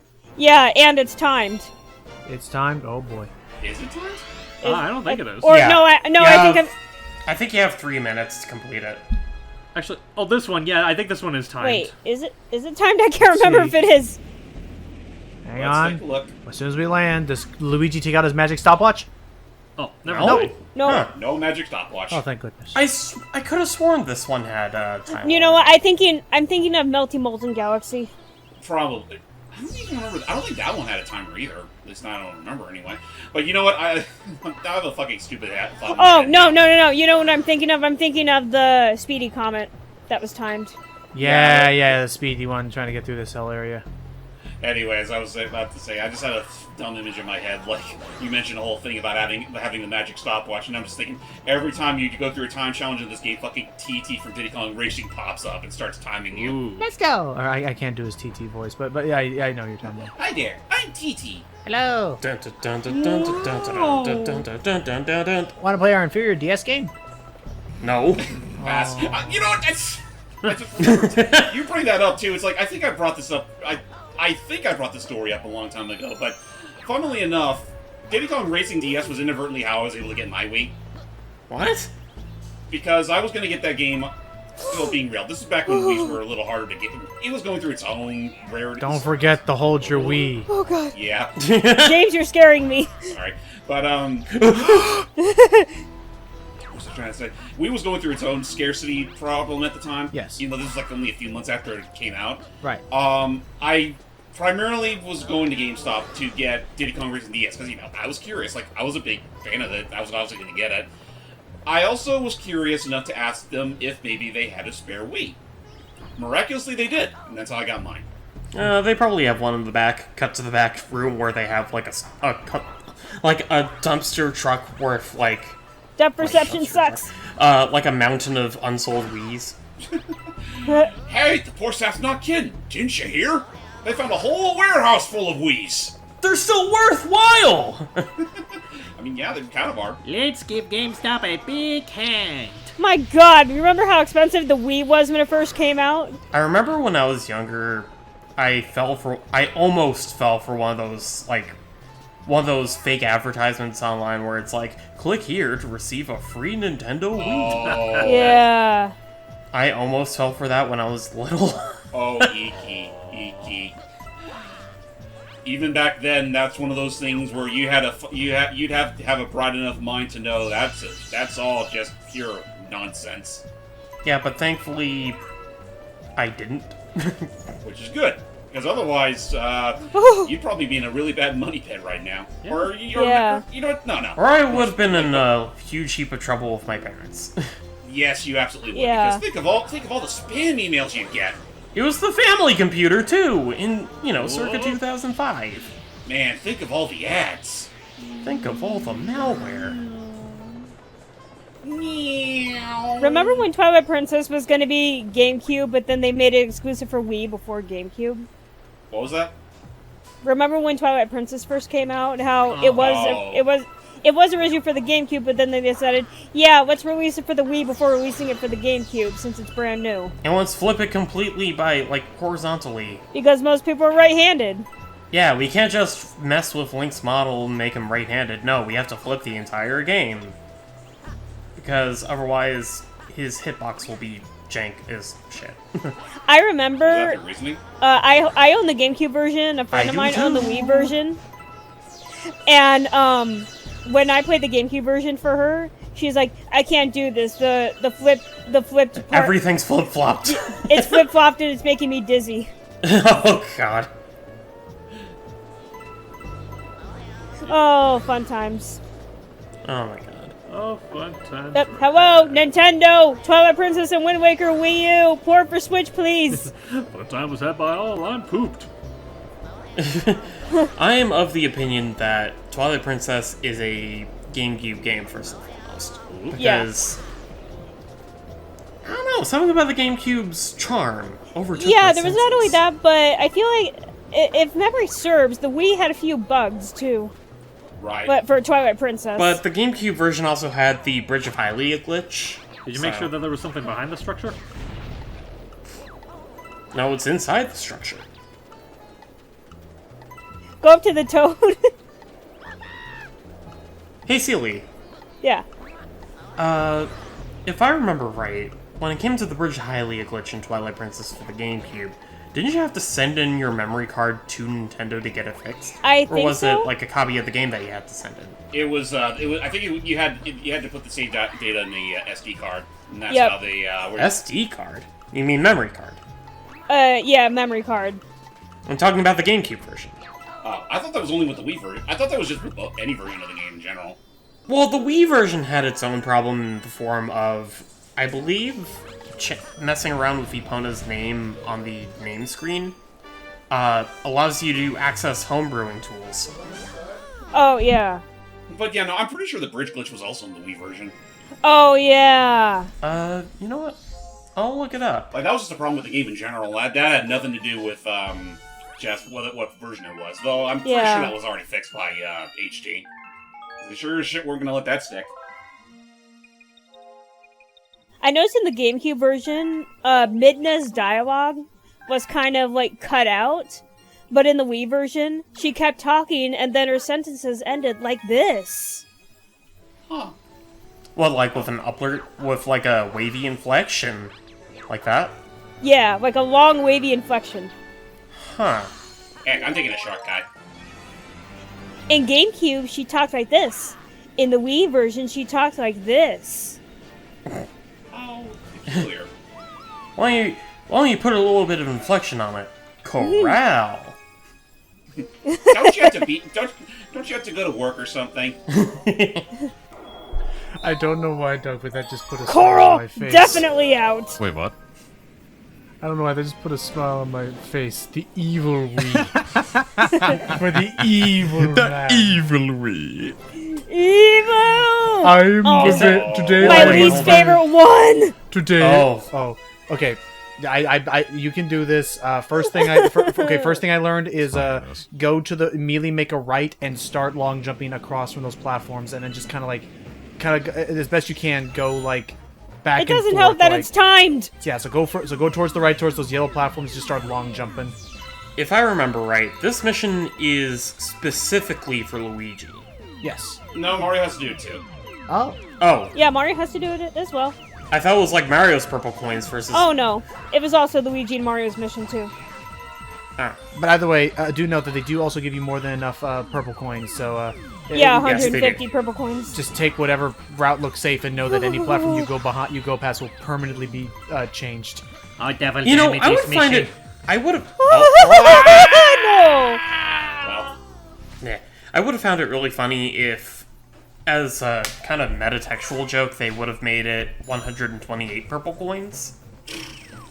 Oh, I see where you're coming from. Who would notice? though? Yeah, hence it's metatextual. Whoops. Oh no! Oh no! I've been sunk, and my head's been shrunk too. And my arm's been dislodged. Shit. Ouch. Shit be bonkers. This shit is making me goddamn bonkers. That's bad, Luigi. Whee! I'm scared to say anything. I'm scared to do anything because this takes concentration. Don't worry, you're not jinxing anything, Sealy. I'm primarily keeping my focus on the game. Don't worry. You know, I asked the guys when we first visited Toy Time Galaxy, but Sealy, Yes. how the hell do you think this galaxy's skybox works? In the sense of it being like a tangible universe that you could possibly find yourself in. Like, why does it resemble a playground? A giant playroom? I don't Yeah, know. you see, like, there's a window, there's Yeah. like those jigsaw puzzle floorings, and yeah. We're literally in Andy's room. But no, like, how does it work? Yes. Are we in the voids of space? Is it just like a giant box floating in the middle of space with tinier planets inside?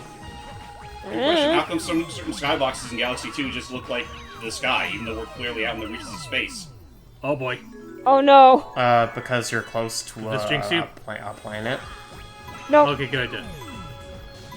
You're close to a bigger and unknowing planet. James, you made this look so easy. That was a third try, too.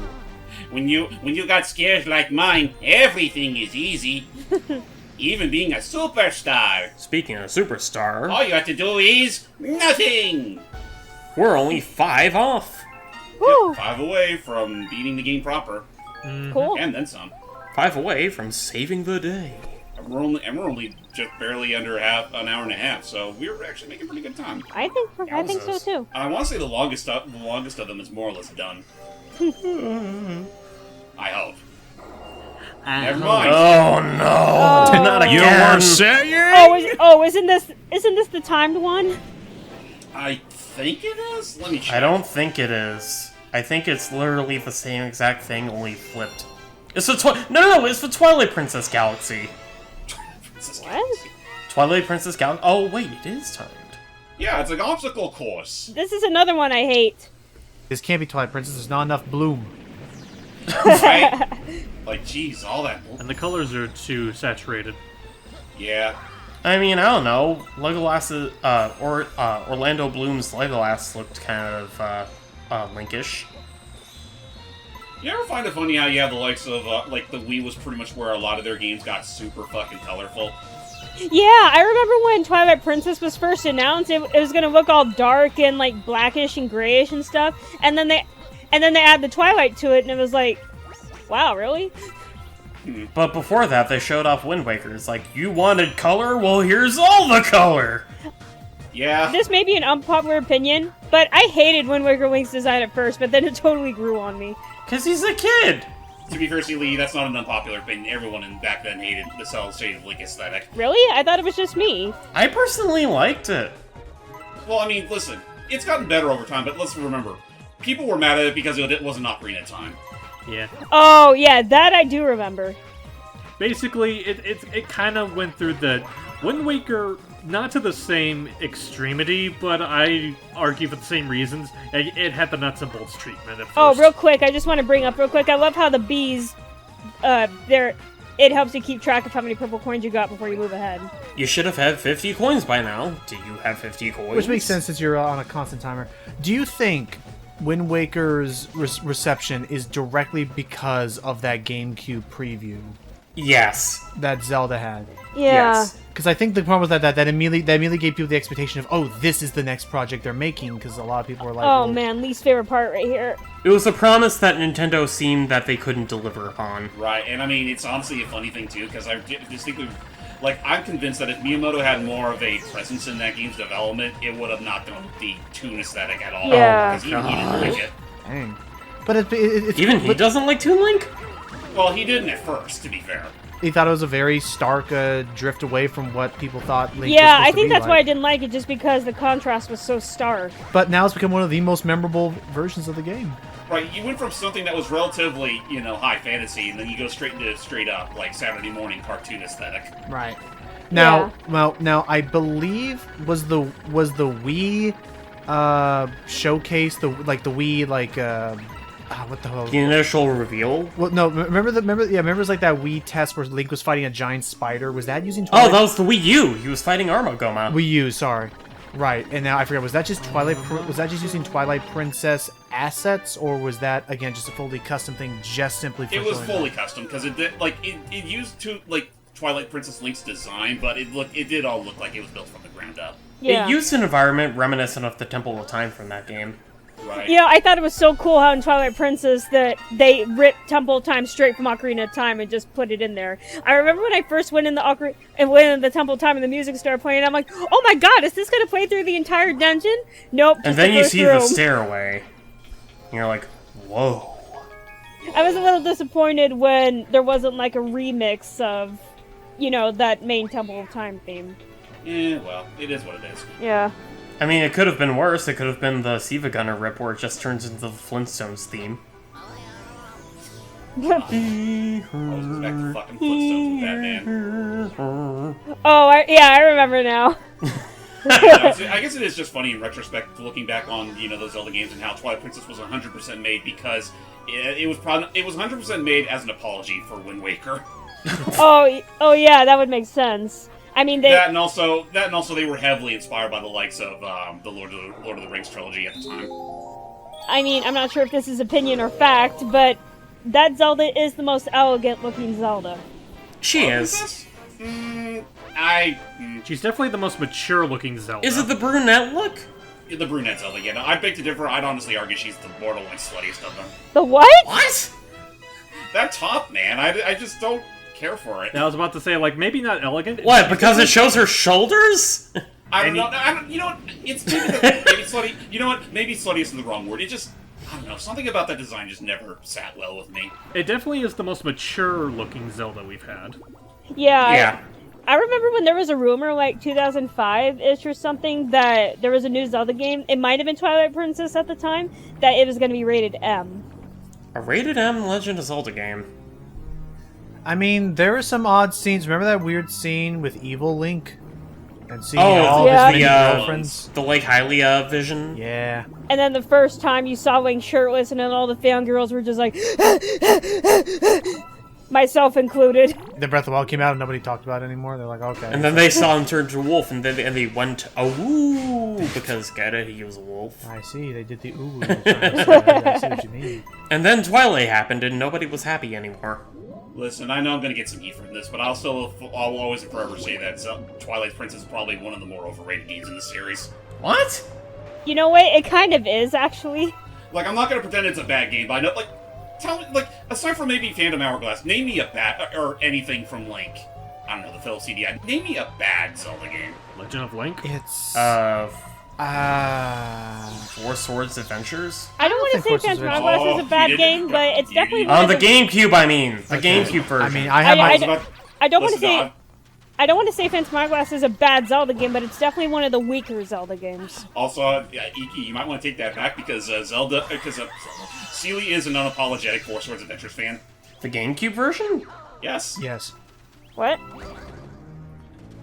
What now? What now? I missed it. He said that Four Swords Adventures is a bad Zelda game. Take that back! The GameCube version, not the Game Boy Advance or the DS Anniversary version. Well, yeah, the Game Boy version is just called Four Swords. Yeah, Four Swords Adventures and Four Swords are two completely different games. Oh. I didn't realize that. Now, here's the thing. I have my own hot take on this. Go for it. I think probably the worst Zelda game I've played. Oh. What are you doing there, Boo? Nothing. I didn't do anything. Why does the back of my head feel damp? But okay, so my hot take is. Why do I suddenly feel cold? We don't talk about it. My hot. Okay, you know. My hot take. My hot take. Go ahead, Logan. Okay. Hot take. Is I think that I genuinely think that a bad Zelda game I've played is Breath of the Wild. Bad in what sense? I love that game as an exploration, moving around, but two things that I think it does not do well is I don't think I'm so sorry for anyone who really likes it. I do not for Tears of the Kingdom as well, since it's the same engine. So sorry. The combat is one of the weakest points of that game for me personally. You know what? I actually agree with that. The combat to me has always felt like the most like flailing and hoping that it works. As it doesn't.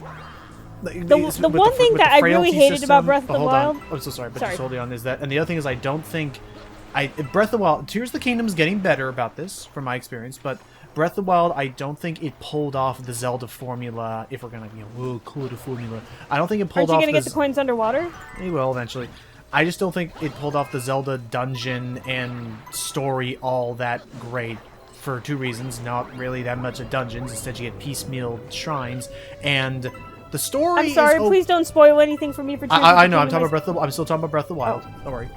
And that the story. I mean, it's okay, but I mean, if you ask most people, they will agree.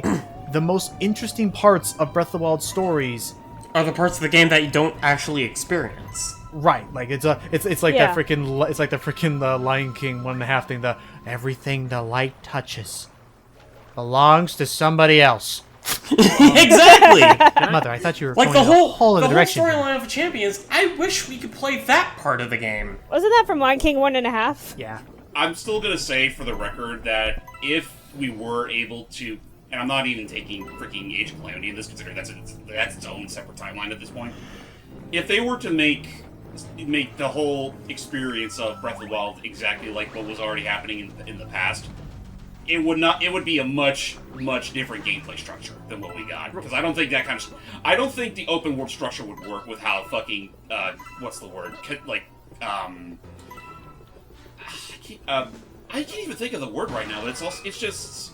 It feels way too contained in its own way. It feels a little too story-driven. Like, it would easily be one of the more linear games in the series, if I'm being perfectly honest. If I could add... by the way, there are some coins between the cannons. I was gonna say, the one thing I hate about Breath of the Wild was that Link is...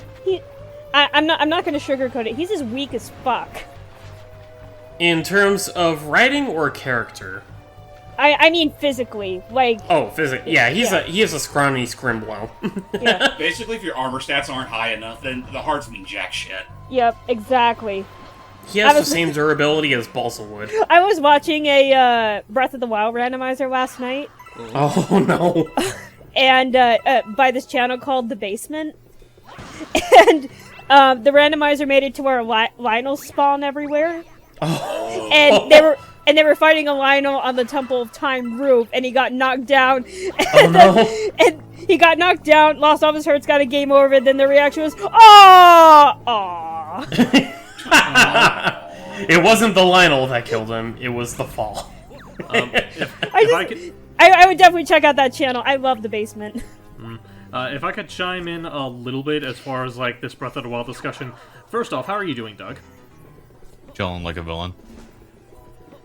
Okay. Anything you want to say before... That's just his MO at this point. Okay, like, is there anything you want to say before I continue? Because I want to make sure you get a chance to speak.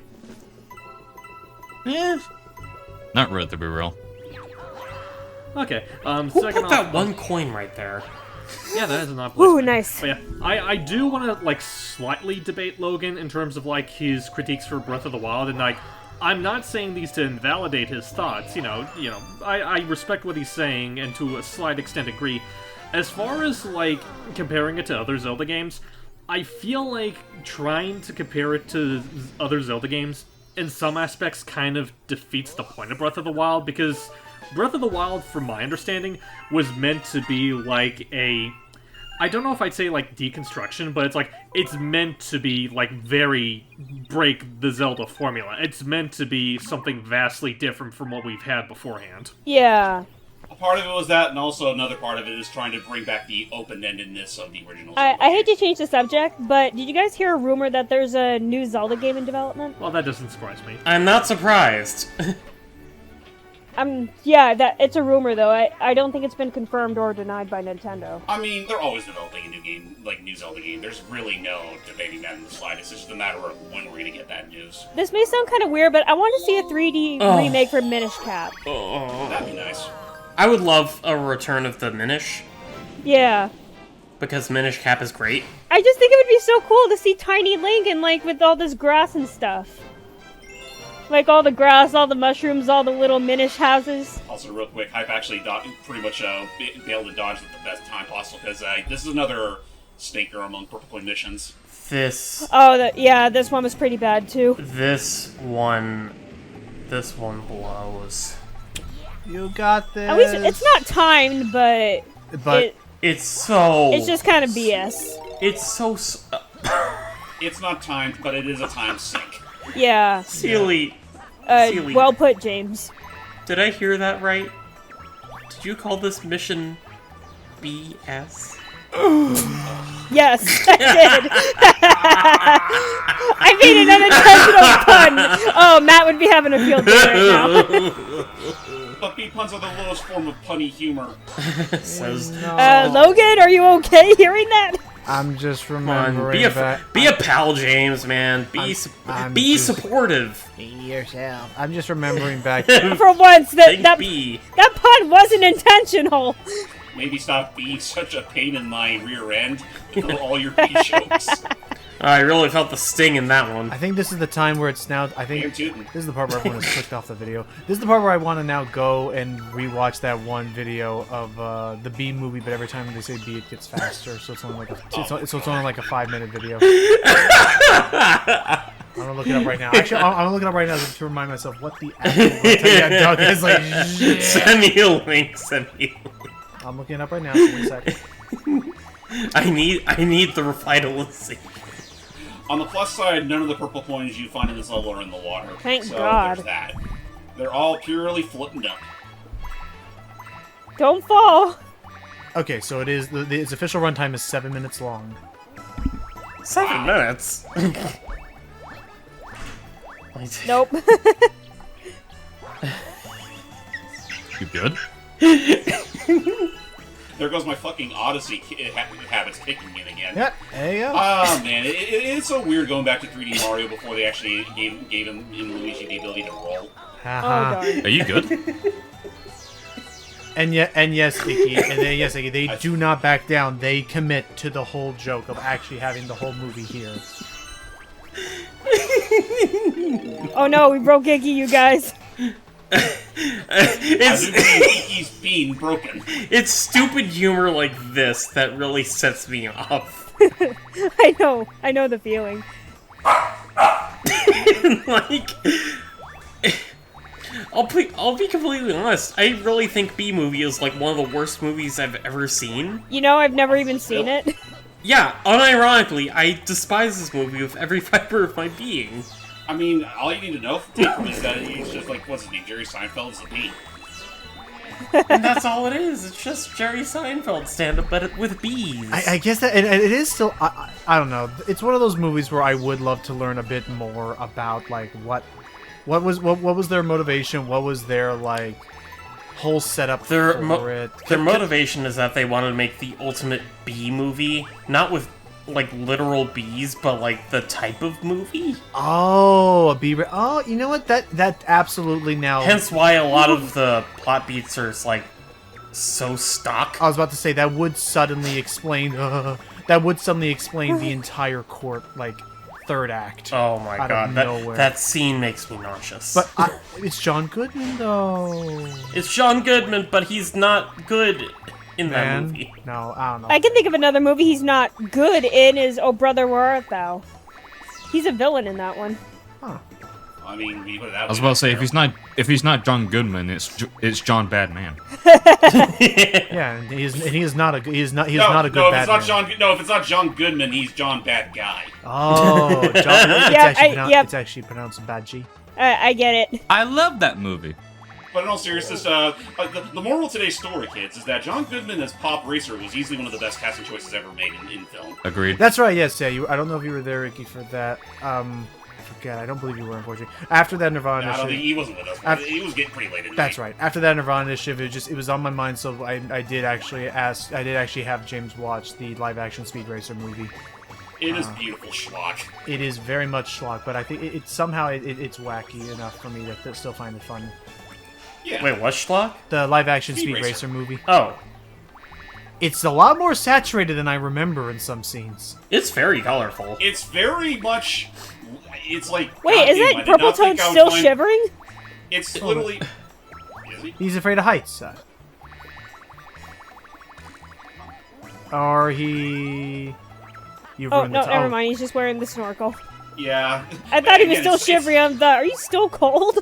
Again, that thing stuck to his face. He's never gonna get it off. Or maybe he was shivering because he's afraid of bees and we got close to him. I don't know. Don't worry about it. Oh, yeah. I think you're right. If Luigi got close to him, he'd start shivering. But what was I gonna say? It's honestly funny because I just see that movie. The first thought was like, Jesus Christ! So this is what happens when you mix Cat in the Hat with Spy Kids. Look at that. I mean, it's definitely one of those things where I would not be surprised if 90% of all of that was filmed in front of a green screen. Like, it was like... without a doubt. So Without a what? doubt. The live-action Speed Racer movie, like that it was primarily probably a digitally made thing. I Like feel Spy Kids. really bad because I'm looking at my Audacity audio and a lot of my audio peaked. I mean, it happens. It's fine.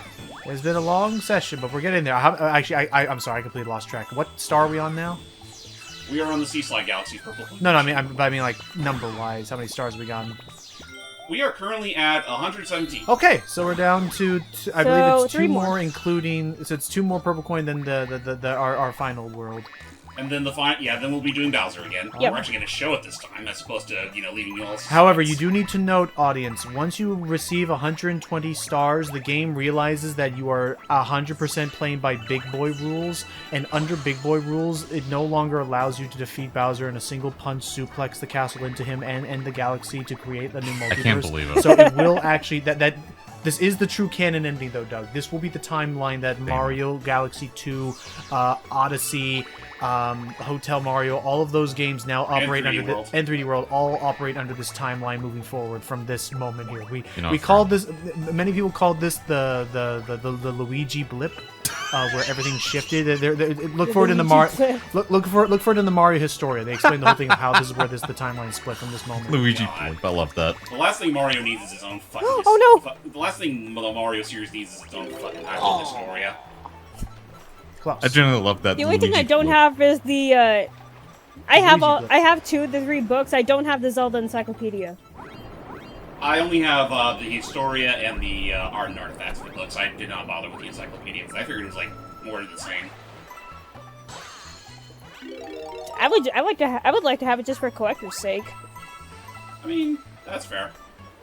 But it's also just a matter of like, man, just that Historia did so much damage to the Zelda, and did so much damage to the brand to the point where Nintendo doesn't want to acknowledge it. Well, because the problem is that it led to everybody demanding continuity from everything, and it just becomes too much. It prevents you from being able to just have that same fun.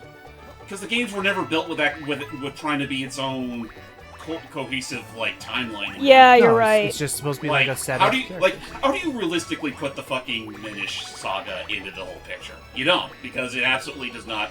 It was never care tied to about that. Triforce or anything like I'm that. writing kind of a Ocarina of Time fanfiction where Link does not immediately, or no, what was I doing? It was like a continuity between Ocarina of Time and Majora's Mask. I can't remember what I was doing. But there it makes sense, especially with that one game that Kaze did. Like, at the very least, there was Oh yeah, Missing Link. But there was at least some attempt to between the two of those, like Majora's Mask and Ocarina of Time, there was at least an actual direct continuity. Same with Breath of the Wild to Tears of the Kingdom. But Yeah. Or Majora's Mask to Ocarina of Time. or Wind Waker to Phantom Hourglass, but that's a little bit more iffy. Or Zelda 1 and the Adventures, and Zelda 2, Adventure of Link. Oh yeah, and let's not forget how Ocarina of Time Link was actually in Twilight Princess. Yep, that's true with the Hero Shade. But The only Zelda game to feature 2 links, even though it's not explicitly stated. Because there has to be at least one. Because there has to be at least one Link who has a very sad ending, and it had to be Ocarina of Time. Yep. But regardless, He didn't get to. He couldn't find his friend, and then he became a skeleton. I saw a kind of a cool piece of fan art a few days ago, where it showed Link as Hero Shade, just kind of decaying into a skeleton, and the Princess of Hyrule decaying right there next to him. Basically implying that Ocarina of Time Zelda did eventually find him or something like that. Some sort of like closure. I don't know. There's something. I just think it's bittersweet. I mean, I don't know. Guys. Yes. Yes. The stage has officially taken longer than the entirety of the B movie. That's right. Oh, you do. Oh, that's right. You were watching that video, weren't you? Jesus, Iki? He was watching the freaking B movie, but it gets faster every time. Listen, the point is the B power up didn't return for future games for a reason. Well, It returned for the sequel. Well, it did return for the sequel, but none of the others, because all it does is make you fly, and even then, it doesn't make you fly very fast. In fact, hang on. But in fact, now that I'm actually looking at. And now you gotta go all the way over there. Oh boy! But in fact, I am actually noting something really quick. I'm taking a drink. I'm pretty sure it returned for Mario Kart Tour. Oh, I think, but it was a costume. But okay, backing up. It was a costume. That's different. Backing up. I think that this level though actually was a huge red flag sign to them all of looking at yeah, we haven't jumped in all these clouds. Why don't we just have them make clouds? Just make platforms. Just make clouds out of platforms. That's way more fun than slowly zip them out. Absolutely. And that's why I actually really like Cloud Mario. Like what? Cloud Mario. You know what the best part about that B movie video, though? One of the best part of it, though?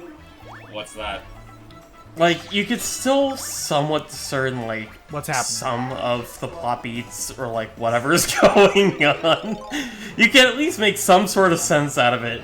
And then the moment that Patrick Warburton's character shows up, the audio cuts out because it's so high-pitched and fast, you wouldn't be able to make it out. Yes. You know what? That's probably. It just goes to hyperspeed. And you know what? I'm willing to bet that's the reason why that video hasn't been taken down by DreamWorks at this point. Because, I mean, with an audio flaw like that, how are you going to be able to Because anyone else, Dumpshmuck could download it and just readjust the video to the point where you could just get the whole movie at full. Well, okay, I will also say there is one other thing that they do that is somewhat smart, James, which is that the entire thing is zoomed in like 35-40%, so it's not the full thing. It's but it's like those bootleg websites. Oh, so it's fake. It's fake widescreen. Yeah. It just zooms in. Which by the way, Hollywood, stop doing that. Or at the very least, all you creatives out there that are bringing back the likes of Goof Troop or Trip to Jail Rescue Rangers, anything of the sort. Stop doing that, because it's so fucking obnoxious seeing that stuff. Did you hear about how Disney Plus themselves... This is old news by now. Did you hear about how Disney Plus almost did that, and it almost ruined several Simpsons jokes at once? Yeah, that's exactly what they did. With the Duff Beer joke. Right. With the Duffless episode. Yes. Yeah, that was ruined because of it. Oh, my lord. All right, one more of these to go. Jeez, two more. Two more. Wait, two more. No, wait. So are there 121 or 120? 120. Oh no, so that's right. There should be one more than the last Secret Galaxy gives us our 120th star, doesn't it? No. Oh, what the hell's our reward for beating the last grand thingy or whatever? Bragging rights. Oh. Well, I mean, we could beat the game again. That if we were playing as Mario, that would be the whole thing where we get the whole. Now you can play Luigi for Super Luigi Galaxy. I kind of wish that there was just one purple star. That would have been cool. I don't know.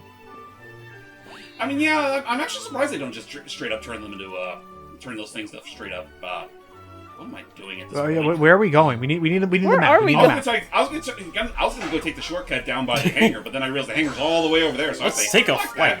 You know what? Why don't we take this moment to show the secret one-ups across the Comet Observatory? You can see them around. Like you can see one at the tip top. You can see. Yeah, we're already pretty pressed for time, Miki. So I'd say let's just keep going. Fair enough.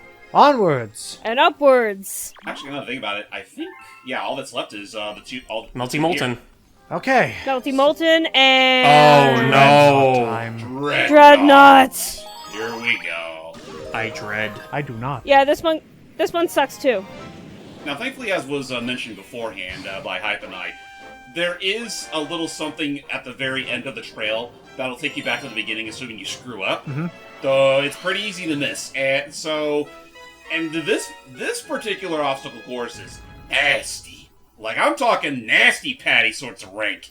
Are you talking nasty as in you have to add a G to the front to make it gun-nasty? Nasty. It's nasty Nork approved.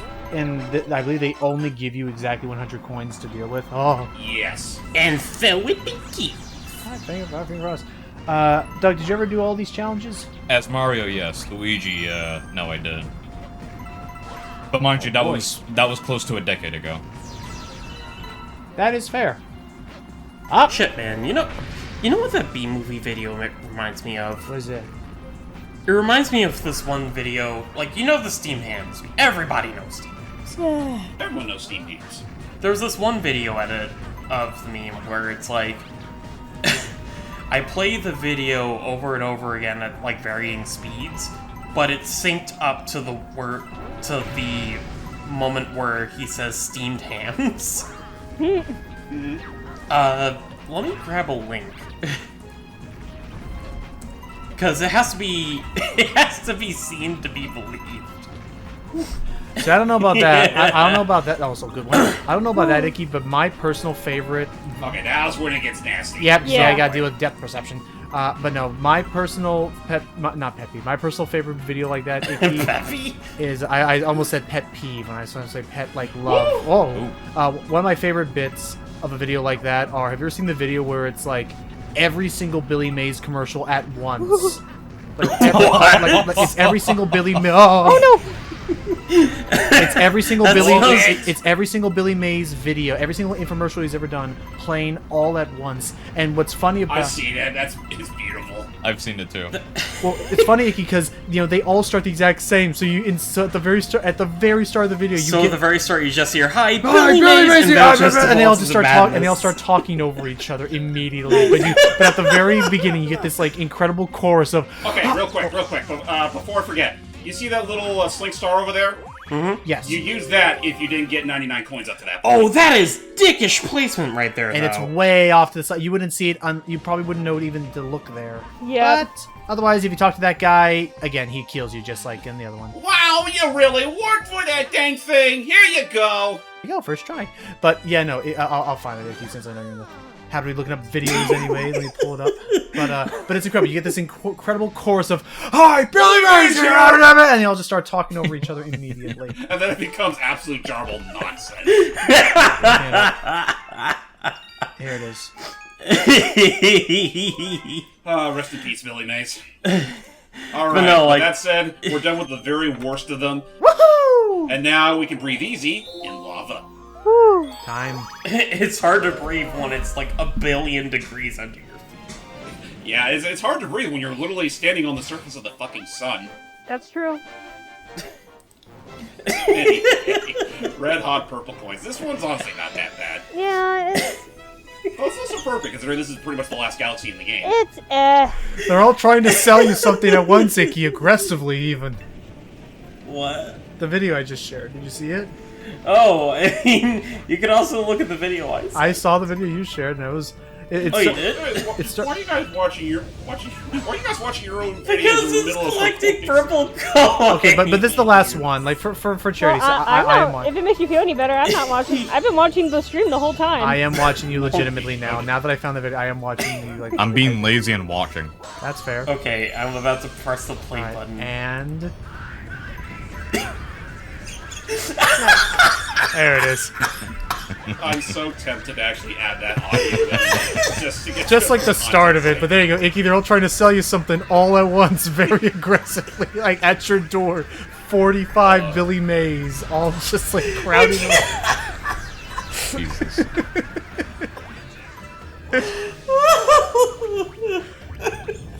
beautiful way to celebrate a man's legacy. No kidding. I love. I love. I knew that was gonna happen, James. You just tell me about those guys, as I love it. You made him into a crying mess now.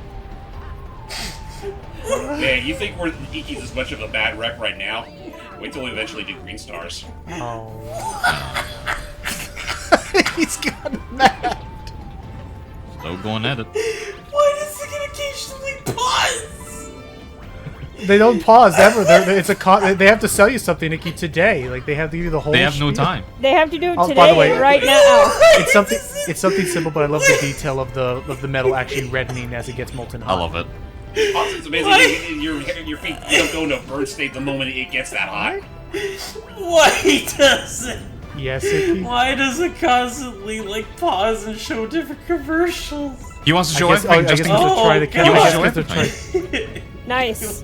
Yeah, he has multiple products to sell you. Exactly. Oh. There you go. That's what I like how it's like broken apart by like at like the halfway minute. You hear a cell phone ring, and I literally looked up and said, I'm thinking to myself, Is what? that your phone? Oh. Who's calling? Where? Oh, who's calling? And then it just starts again. Oh, who's calling me? Hi, Billy Mays here. Ow.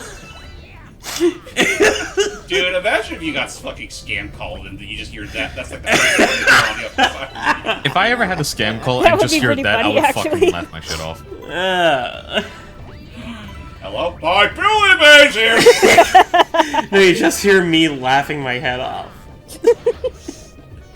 Oh man. Also, Royal Talk, I'm so grateful that by Odyssey they actually made it so that when you when you singe your ass on fire, you land right back. You don't immediately go launching yourself straight forward. Yeah. Oh jeez. They kept the player's safety in mind. They sure didn't for Galaxy, that's for sure.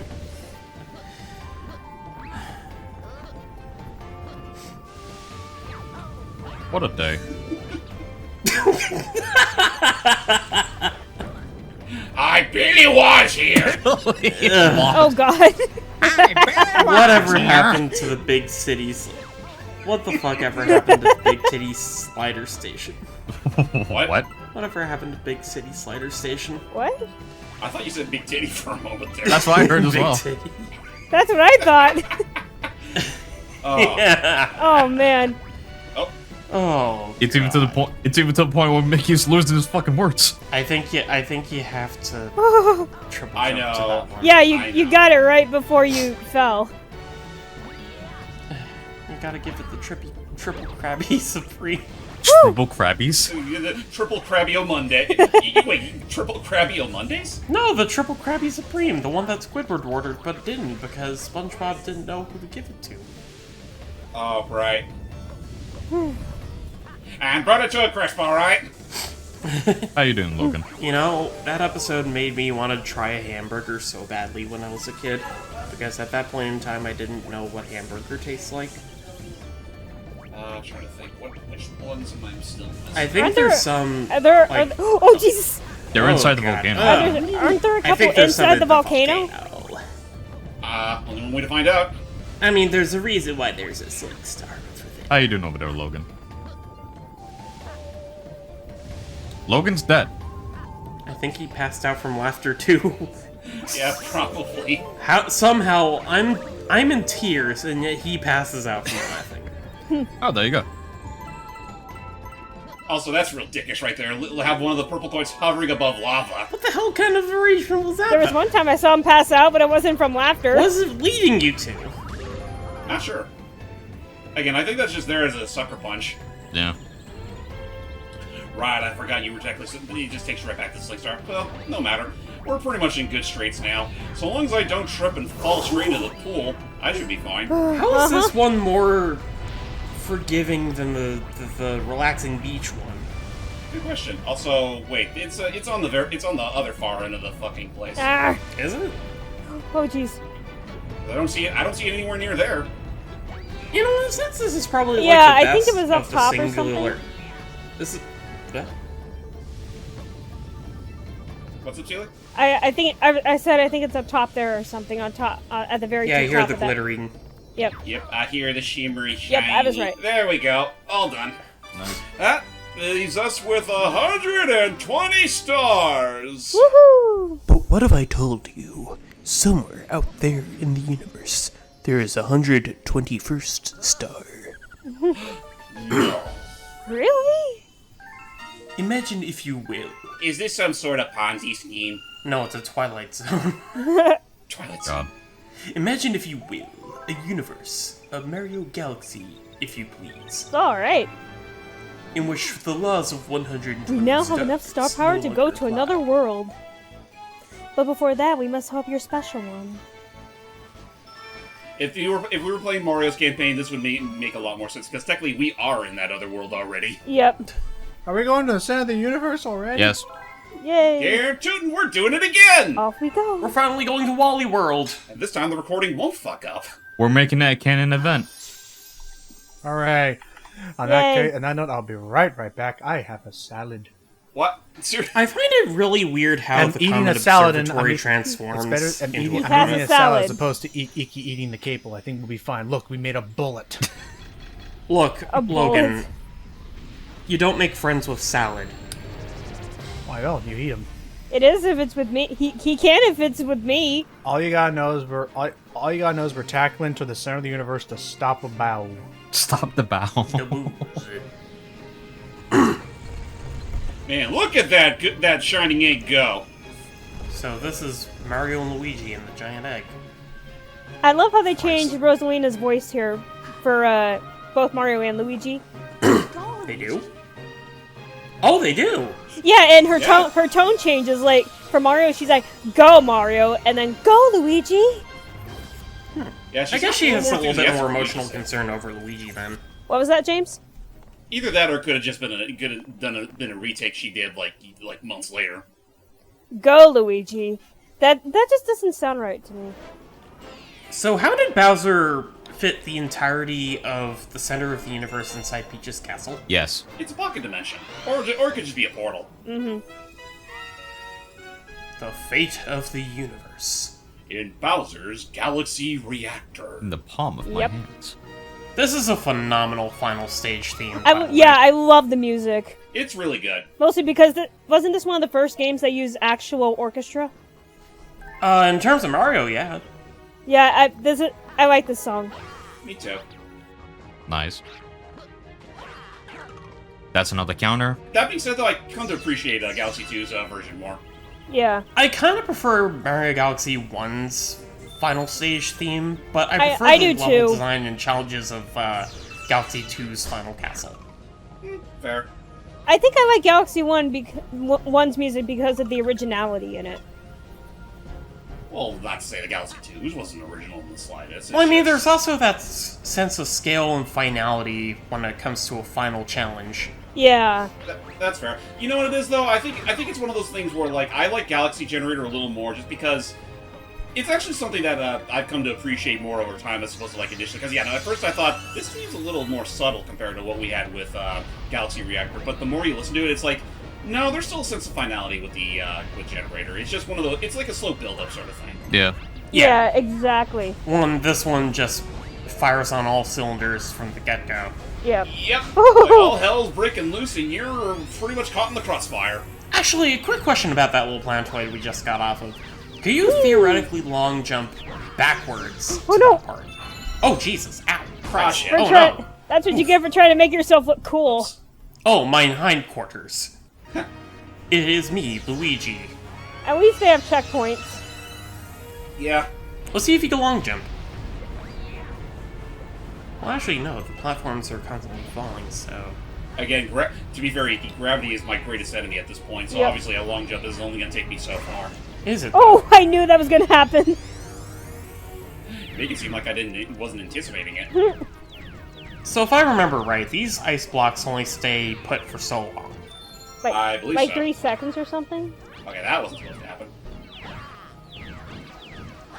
And my burger is ready. I will try and chow down as fast as possible. Dang it! I knew doing this beefer as it is now would result in everyone heading out for dinner. I haven't eaten yet. I mean, it is a beefer. Ha. It's a beefy triple deluxe. I thought you weren't gonna recover there for a second. Speaking of which, I mean, I said it before, I'll say it again. They need to put that in Planet Robobot on either the Switch or its successor. Yeah. Mushroom! Or not. Yeah, I got enough lives. I'll be fine. And now comes the point where these particular blocks are going to disappear if I... Oh, God! Yeah, that's what I'm worried about. You know, to this day, I still find it kind of funny how this was essentially the Mario game, the first 3D Mario, that gave us such a limited health pool. Yeah. And when you look back on it in retrospect, yeah, you really didn't need all that extra health in the Sunshine in 64. I was gonna say, wasn't 64 and Sunshine the only Mario games that had all that extra health? Technically speaking, yeah. Like, afterwards, it's primarily a... I'm sorry, I tripped. Now's not the time to hang over a hot seat. Whoa. That was funny. That was a fucking insane cover. Also, I remember this scaring the shit out of me when I was first playing this game, because I didn't realize that bonsai bills were a thing in this game! Like, jeez, talk about a scare to the nth degree. Like, the one Mario enemy we weren't expecting to see, and then there he is, literally heading straight for your face. Oh! Pfft. Ow! I'm okay. Alright, with that said, that's the end of it. Now that stands between me and Bowser over there are these long steps. Hey, Junior. Also, my lord, seeing Junior like this is like, man, he's freaking massive in this game. Literally, yeah. Luigi! Like, I used to think that this was just a sign of like, hey, Junior's growing up. But then he shrunk down in later games. It's like, you know what? Some things never change, whether it be father or son. Mm-hmm. It follows within the family line. Exactly. Inconsistent height. Yep, very inconsistent. It's all black magic, I tell you. Man, his glorious hair. Yeah, really. So shiny. I do appreciate that later games, especially Odyssey, did bring it back to some degree. Yeah. To an extent, yeah. At least in terms of its waviness. I love how Bowser just stands there while you're trying to, like, struggle your way up there. I mean, he's just ready for the grand finale. So, yep, time for one last fight with the big bad Bowser. I forget, was it both Samantha Kelly and Kenny James's debut, or did they both debut separately? They debuted roughly around the same time, from what I remember. I know, technically speaking, this was one of their first games, but earlier on, they did voice the two in Strikers Charged. Oh, okay, gotcha. Alright, fight time. Woo! So, right off the gate, we're actually playing by slightly different rules than what we've had previously, because there's no means to actually hit Bowser here, except when he turns into a giant rocky donut. I wonder if I'll ever see Samantha Kelly again. Maybe one day. Depends on if she's attending any cons near your area. If not, then maybe next SAC anime. Watch as somehow, somewhere in the future, she also ends up becoming the Princess Peach ambassador. I could see that. One day, when it's time to hang up her crown. Now it's time for the easiest part. Yep. I love how Bowser's spikes retract when he's on his back. Right, because they had to have him rolling around like this make some amount of sense. Yep. Oh god. Hiya! Nice. And now we head on back to familiar territory. Yep. In the middle of the core. Uh-huh. Personally, one of my favorite final boss fiends for Bowser. I agree. Yeah, it's one of my favorites too. It's really good. Though, fight-wise, it's more of the same. Yeah. Oh yeah, of course. That's probably the only real downside of it. That's too fucking close, buddy. That, for one thing. That was a close shave. Yeah, buddy. Oh, now he's pulling the swerve. You're gonna make me hum it now. I love this song. Ow. Actually, as far as Final Bowser tunes are concerned, between both Galaxy games, do you prefer this one or the one in Galaxy 2? Yeah. I'm gonna say this one for my only experience with playing this game. Yeah, I still like this one better compared to Galaxy 2. The second one is fucking great, but with my experience, I'm still gonna say the first one. Yeah. Oh, That's jeez. fair. Uh-oh. That's not gonna work. Bowser, since when were you into bullet hells? Bowser bullet hell. Ouch. The Bowser bullet. Man, imagine someday where Mario decides to go genre hopping again and try his hands at a vertical bullet hell Oh, that'd be shooter. something. Oh god. There we go. I love how it almost immediately closes back up. 2, And 3! And finished. Oh, Bowser, don't be such a drama queen. I'm curious. You're just epically diving straight into the sun. Wait, what? I can't help but be curious of what Kenny James's facial expression when he recorded that. Oh, fuck! I'm curious too, now that you mention that. Oh, this is my favorite fanfare of the game. It suddenly gives me Donkey Kong Jungle Beat vibes for some reason. It's because it's the same instrumentation. Well, at least the same MIDI instruments. Yep, that's exactly what it is. Yep. Anyway, something about the star seems a little hollow, don't you think? Very hollow. Yeah. Yeah. I mean, it might just be Hollow Victory, considering we're inside the sun. Logan's gonna miss it.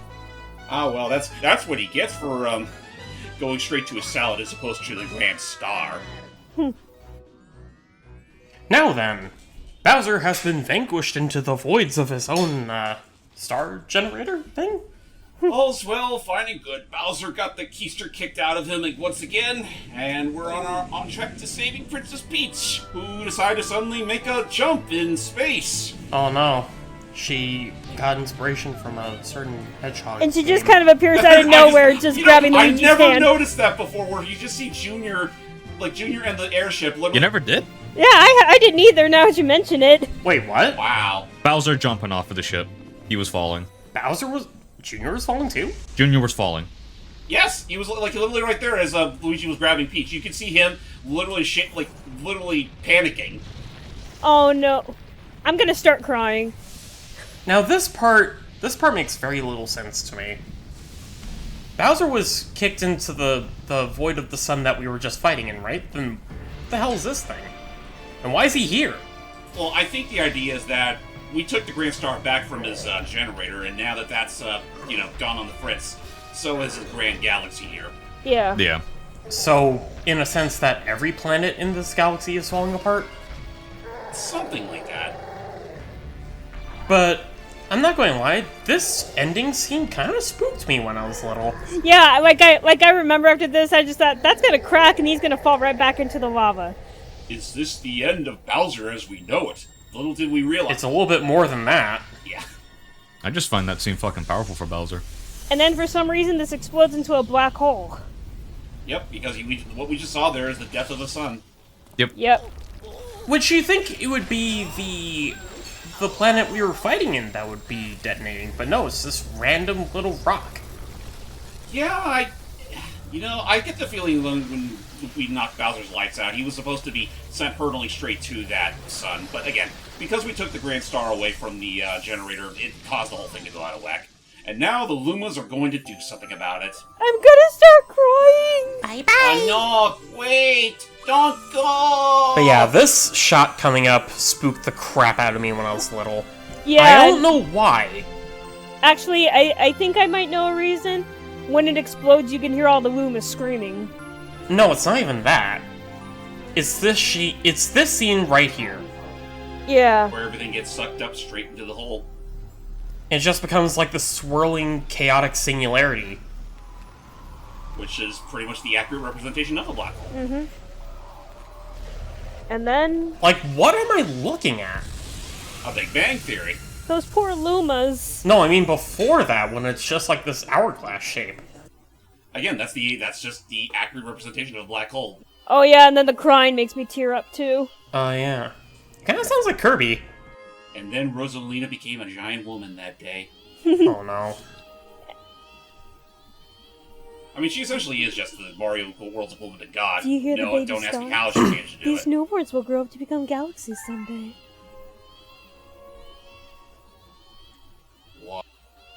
Whoa. If only Mario was here right now. When stars die, they turn to stardust and scatter across the cosmos. Eventually, that stardust reforms to create a new star, and so the cycle of life continues. But the cycle never repeats itself in quite the same way. So, you'll see. Yeah, I don't know what it is about the crying, but it makes me tear up. It's rather bittersweet in a way. But yeah, well, as she put it, we've literally made a whole new Mario world. You mean Luigi World? You know, thinking about it, that baby crying noise of, like, the Lumas, you know, being born? Yeah. That's like the same way baby Mario cries in Yoshi's Island. I guess so. Like, bring up, like, a side-by-side if you get the chance. It's like... I mean, it sounds similar enough, but I mean, it's just a simple baby's cry. That's all there is to it. Yeah. Okay, who invited the Guillermo to our galaxy?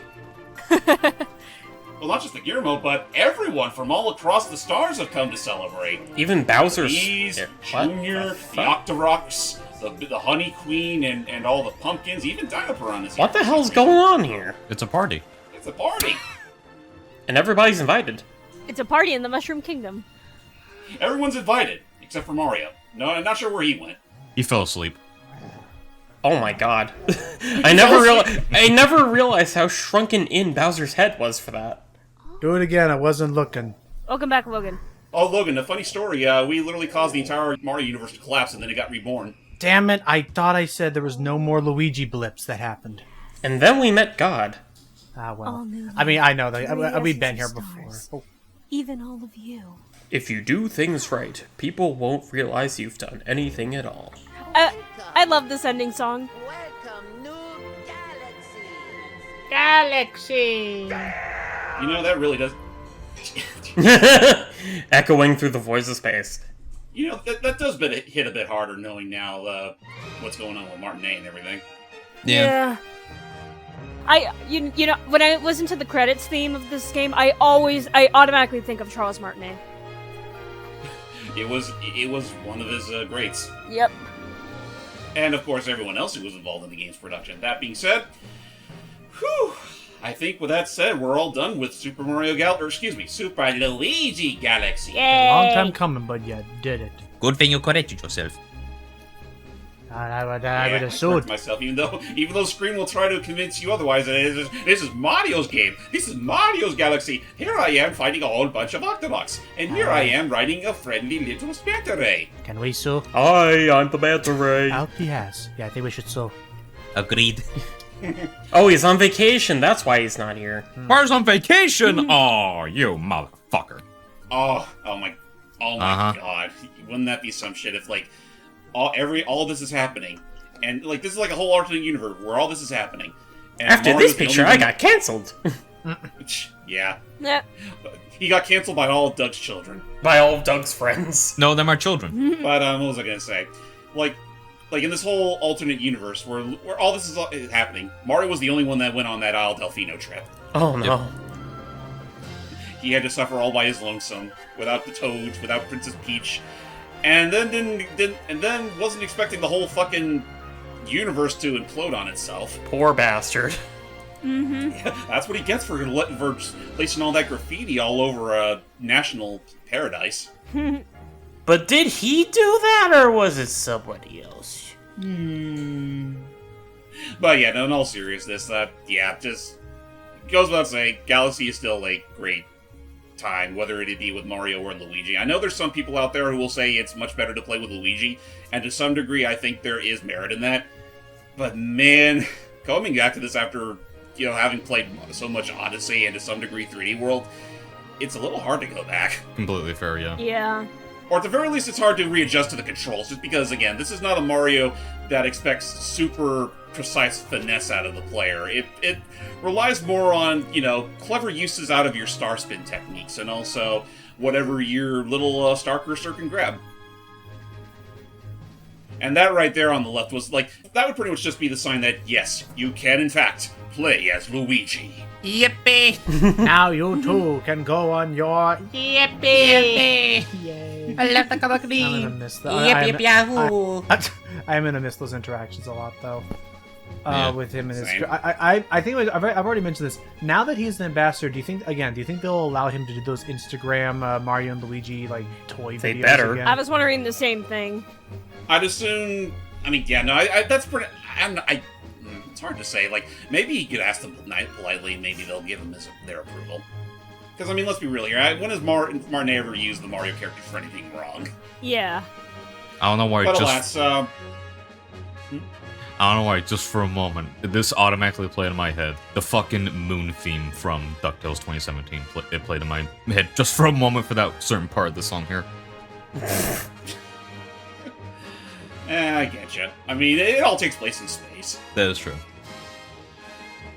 But yeah, again, Galaxy's great. And I mean, contrary to what people will say, I still think that Mario 3D All-Stars is still a fairly solid package. It's just, I do agree, it could have been, it could have given us more. It could have given us Galaxy 2 for one thing. But It could have been way more. yeah, but on the whole, I'd still say it was fine enough to re-experience these classics on a modern device. Yeah. Thank you for playing my game. You're welcome. Yay! You see that, Mario? It's my game. But wait, let's remember, we went the extra mile to get all those yeah. stars, which means it's time for Rosalina and her friends, even the gulls, to say goodbye. Farewell, my friends. Oh yeah, I love the music for this too. Generally one of the best tracks in this game. Oh yeah, no, it's a very sweet note. I wonder if this scene implies that this is the original planetoid that Rosalina traveled upon. I think that's the idea. God, this piano, I love it. Thank you. I will watch over you from beyond the stars. Who knows? Maybe I'll even come by every other weekend to play Mario Party. Or Mario Kart. I will watch over you until this time to Mario Kart, in which case the road rage shall be unleashed. The road. Just you watch. And there's her hut. Her house. God damn it, Logan. I love how at this time she doesn't even know Peach. She just refers to her as Mario Luigi's special Her one. own Animal Crossing village. Come, children, we must train for Smash. God damn it. Logan, Yes? you seriously remind me of that one bit from Fellowship of the Ring with Galadriel showing Frodo, Frodo a vision of what she would be like if she had the ring, and she like flips the fuck out. Oh. I always found this part kind of sad though. What is that? She left her house and... Aw. the original crashed ship. And a friend. The original. Someone got left behind. The old one that turned into the Comet, I assume. Or maybe it's reborn. Well, we gotta go say Could hi be. and make sure he's doing okay. Yeah, you're right. Where is my sacrifice? The grand finale galaxy. The grand finale. Finally. The grand finale. Get back in there.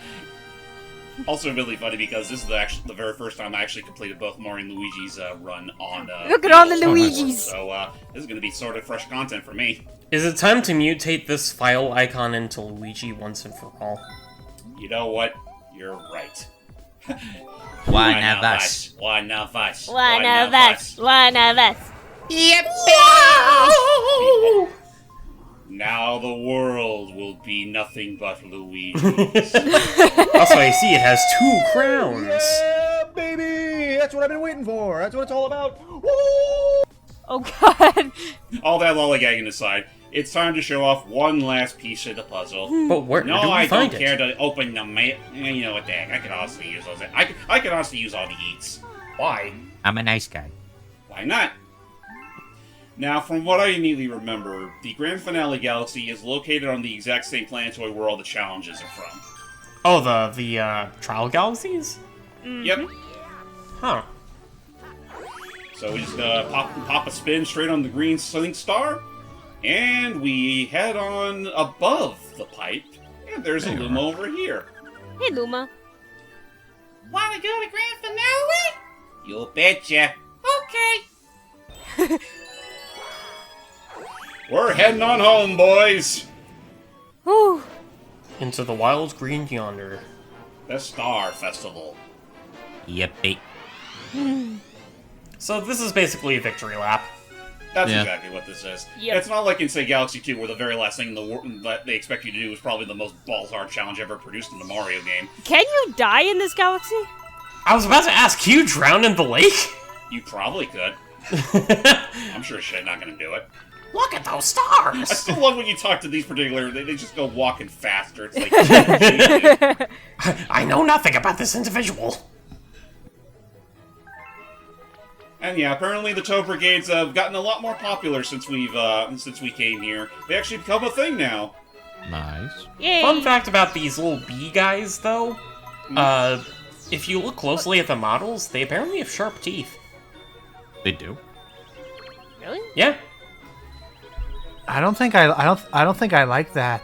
No camera control. No camera control. Not Oh, here. well. Already. Or you know what? No, you know what I'm doing? I forgot. This isn't on the Wii. I need to use the stick. Yeah, I don't think I like Oops. that. I was trying to use the D-pad this whole time. Oops. Oh. What did you say? I'm the prettiest of the toads. And the prettiest star bit. Am I a pretty girl? Yes, Oh, see, very there's much so. There's Captain Toad. There's Oh, Captain Captain Oh, Toad. never mind. Never mind. You're a fake. You're a phony. Oh, never mind. I forgot he's a little further ahead, but just I forgot there's another Toad that actually does wear his whole Look at the blue toad just twirling. twirling on the freaking bench. Like, careful, man. Can we jump in the lake? Look at Peach's castle. It's even more impressive than I imagined. Yeah, that's a good question. Can you drown in the lake? Can you even jump into the lake? I can jump in this part of the lake. You're fenced in. This is Or the not. same. Nope. Only You're fenced water in. wings are required past that point. No lifeguard on duty. You can't swim. Right. When I'm a What full-grown do you say? adult, I better can not swim. catch Wait, you. what did this guy say? Literally. Oh, literally. They're This isn't even your They're home. tiny bugs, don't you know? I forget. I don't even think those robot guys that reappear in the sequel. I think they get replaced with the wooden guys. No, they do. They do. Okay. There There's you the go. real Captain Toad. You gotta hear this! I We can't did such see. a good job, they're promoting us to Royal Guards! That's fantastic. Yay! Like that really means With me as anything. the Royal Guard Commander, nobody will ever kidnap Princess Peach again! Ever! Koopas, Boos, giant overgrown moles, whatever! Bring it on! I can't wait for that to be completely forgotten about your character and you become an Indiana Jones. I was about to say, it's character. like, don't quit your day job, Captain Toad. What are y'all up to? Yo, You Toad's burn still- yourself in that meat. Don't sleep on your job. Did they really promote that guy to Royal Guard Commander? But leader's the least brave He's braver of than them all. Oh, that's so silly. Hey, Luigi. Want to get a bite of that hunk of meat? Oh, well, rack a Let's see what happens. Aww. Aw. Let's see what the mining toad says. No fires allowed on the campgrounds. Oh, Well, at least there's one toad who's modest. And then he's You? just asleep. it's gonna be cold by the time he wakes up. That sounded like a growl and a snore. Maybe he's growling in his sleep. Maybe he's I will always give hibernating. this credit that this was, I believe, the first introduction of Captain Toad, and now he's become a he has unfortunately become more of a staple than even Toadsworth. Yeah. Oh, God. I mean, honestly, I don't mind it. At least it means that they're actually willing to commit to it this time around. Ta-da! I miss Toadsworth. But where's Princess Peach? Aw. Yeah, kind of thinking, yeah, where is Peach? Let's see what that male toad says. Yeah, where is Peach? I think she went on vacationing with Mario. Oh, God. Luigi, a very special letter has arrived for you. I'll read it aloud, okay? Ahem. Oh, this is my time to shine. Congratulations! Oh? We would like to send you a galaxy-sized thanks for saving all the Power Stars and playing to the very end. Wow. Until next time, the Super Mario Galaxy staff. And I sent a picture to your system album, so look out for it. Oh, that was an automatic capture. that was not my doing, for the record.